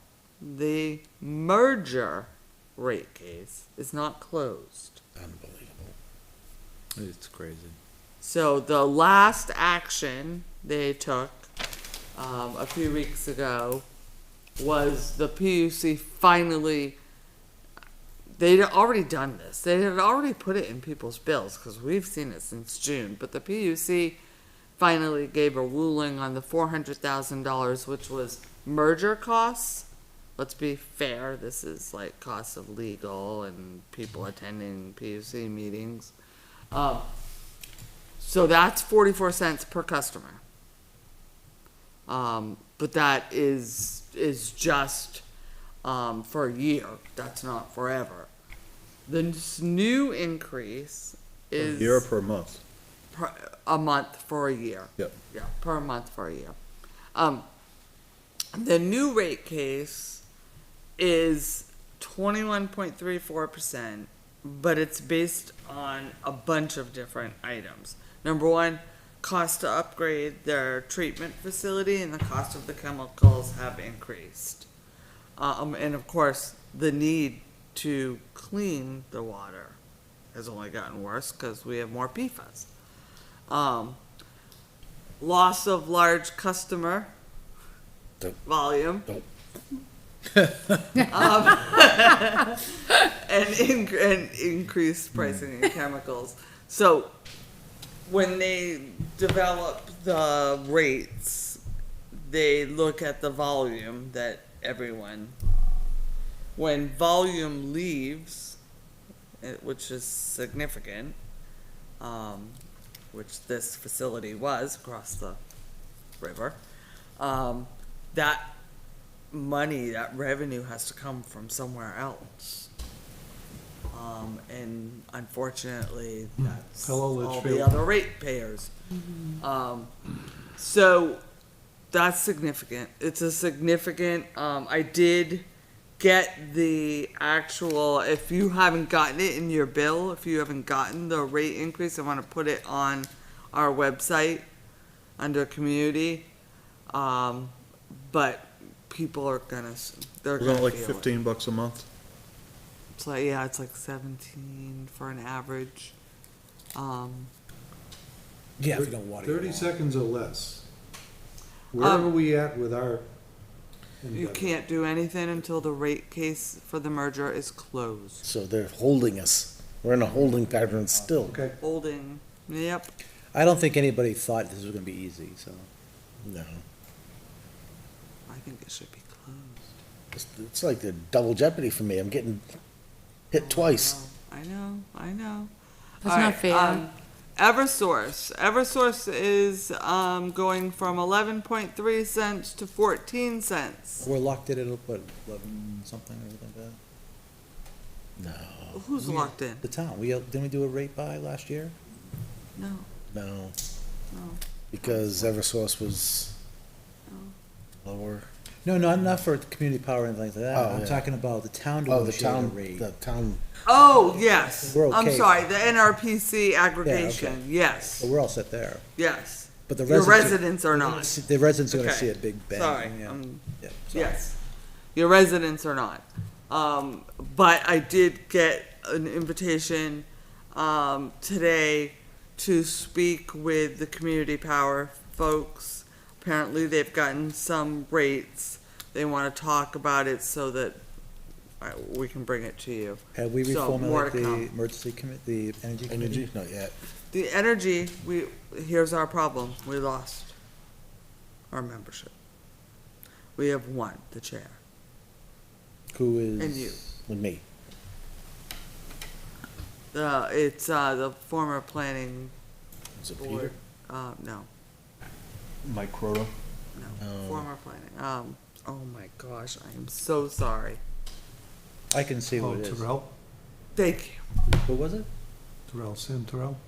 Sam, yeah, Sam. there, that's Sam. it, yeah. Good That guy. ran for budget committee. Yep. Yeah. So we gotta put it back out there to get more committee members. But unfortunately, it's a committee that, because they don't meet all the time, people lose interest. Yeah, yeah. Now, we did have two members that moved, so, but we need more members. Okay. So if you know anyone that likes electric. The good news is we don't have a lot of mosquitoes. Tell me that. They're not finding. We don't have a large lot, I agree, we do population not have a lot of mosquitoes. It's too dry. Do. They did find one more with James, Jamestown virus. yeah, in Kingston on It's Kingston. July 7th. I don't know what, don't Must go be something in Kingston. the water, maybe. But the Litchfield sites that they're monitoring are very dry, and so they're very happy. We'd like it to stay that way. The leadership meeting last Wednesday, we discussed the budget CIP requests, which are due to me by Friday, so that I can get them to the committee by Friday night for their meeting on Monday. And employee wellness and training, we've identified some trainings that we want to do free out of our money that we get from Health Trust, and also some first aid trainings that the fire department's gonna do for Oh, our nice. employees to get. Nice, very nice. 'Cause everything helps. And then we talked about the employee recognition again. I don't know if everyone remembers that. They wanna do it quarterly, don't wanna do apparel, would like to do like some type of gift certificate. Luke's was requested. So, I'm gonna bring that back to you next meeting, because they'd like to start with the fourth quarter, for our first recognized employee. That's it. Okay. Moving on, selectmen reports. Mr. Leary. Rec meets tomorrow. We haven't met it all this month. It's the only meeting of the month. So, we'll have some updates after that one. Going back to the 250th over the weekend, I was involved a little bit with the veterans with the ponies and the rides, and I guess they had over 1,300 people went through there getting rides and visiting the zoo, which was good because they were tucked away back in the corner at Campbell. But and a special thanks to Kevin Brown for bringing the truck down with a load of water for the animals, because it was pretty tough. It was pretty hot on It was Saturday hot as and Sunday Hades. too. But, yeah. And I visited the beer tent. You're You welcome. did? Welcome. I did Anything as to well. report? Huh? Was it cold? Oh, it was cold. And it was delicious. Thank you, Keith. All right, anything That's else? All right, That's it. Ms. Plansky? The 250th is over. We're gonna have a recap meeting where we're gonna talk about the things that went wrong, and what we were gonna pass on as, information to the next group, which I doubt any of these people will wanna be on, that does an event like this again. No, it's gonna be okay, but we're gonna revisit, we're gonna talk about things we could have done better, what we did well. We're gonna pass that information on to the select board, and they can do what they want with it. And that's happening next week, probably at Luke's. And I have to thank the people that were on it, because although you said people knew when the event was gonna be months and months and months ago, they've been working on this since September, October of last year. And in that time, our chair gave donated her kidney to her son. We had somebody's, who is a pilot, who has 5 children, have his schedule changed many times as his business changed. And we had a bunch of volunteers that were still able to provide a banging event that occurred over the weekend. That was a lot of fun. I have to thank Chris from Rec, and all the people from Rec. Judy Brennan showed up to empty trash, and clean the bathrooms and all that kind of stuff. I gotta thank Conservation for clearing the trail down to the Historical Society so that people could walk from Griffin without going out on Route 3A. Gotta thank the company that donated, that likes to remain nameless, donated the signs so that we could protect the people that were walking across the street, to see the muster field that the Conservation Commission did such an amazing job on as well. I don't know whether you've been over there or not, Kim, have you? Walked that trail? No. I'm gonna bring you over there, it's beautiful. Okay, yeah. It's another beautiful place in Litchfield. Conservation's done an amazing job. We had the Spirit of Litchfield showed up strong for us. Kevin Brothers did traffic the first day, and another girl from Janice from the Spirit of Litchfield did traffic the next day, and we really kept that tight. The bus that I fought against was actually really helpful, getting people back and forth to the high school. Got to thank the businesses, Mel's, for the fireworks, but everybody else that came up with whatever they came up with to make this possible. It was a big budget. These people reached for the stars, and for the most part, they did reach them. And I got to say that they were an amazing group of people to work with. I made some new friends, found out some people that work really hard. It was a very interesting experience to run one of these things. So there's that. I'm done with that. We have our check meeting is coming up on Thursday. The agenda's on the portal. John's got a mosquito. He's got an Etch-a-Sketch. It was the plug, it dropped out of the sky. I don't know where it went. I think it dropped out. That meeting is Wednesday night at 6:30 Get him, Steve. in the town hall. Stay away. It's fine. The planning board had a long hiatus, but they were back last week, and they were talking about and approved some changes to to some building codes that they allowed people to get changes on, to change the lot sizes or something like that, that they needed. So that happened, which I just can't quite remember. I'm very sorry, planning board, you deserve better. And I think that's it for now. Oh, Heritage. Heritage will be the end of the month. That's it. Okay. Steve? I will say also, thank you to everybody that was involved with the 250th. Thank It was you. an excellent, excellent time. Everything was done well. I was there on Sunday. I saw a decent turnout. I was told Saturday that was Saturday crazy, was much yeah. better, Well, it was just bigger. and Yeah. it's encouraging. It's great to have that. It's great being a small town, and it's great to see people participate. As far as my selectmen report, I really have nothing. I've been on summer schedule with Budget Committee and CIP. CIP, do they meet next month? They August? meet, yes. Because it'll be the first Monday in August? Yes, first Monday in August. Okay, so I'm gonna have that, and then a whole bunch of selectmen meetings coming up, and budget's not till the end of August. Okay. Mr. Gannon? As we just said, Energy Committee will have to be reformed and get some new members. From Conservation, a lot of focus has gone into the muster fields, including, cleaning up and signs. But there was also discussion around the Moores Falls sidewalk that has been kicked around for a while. And Reggie and Rick Charbonneau have come up with a plan where they're That's going what to we put did. the sidewalk in.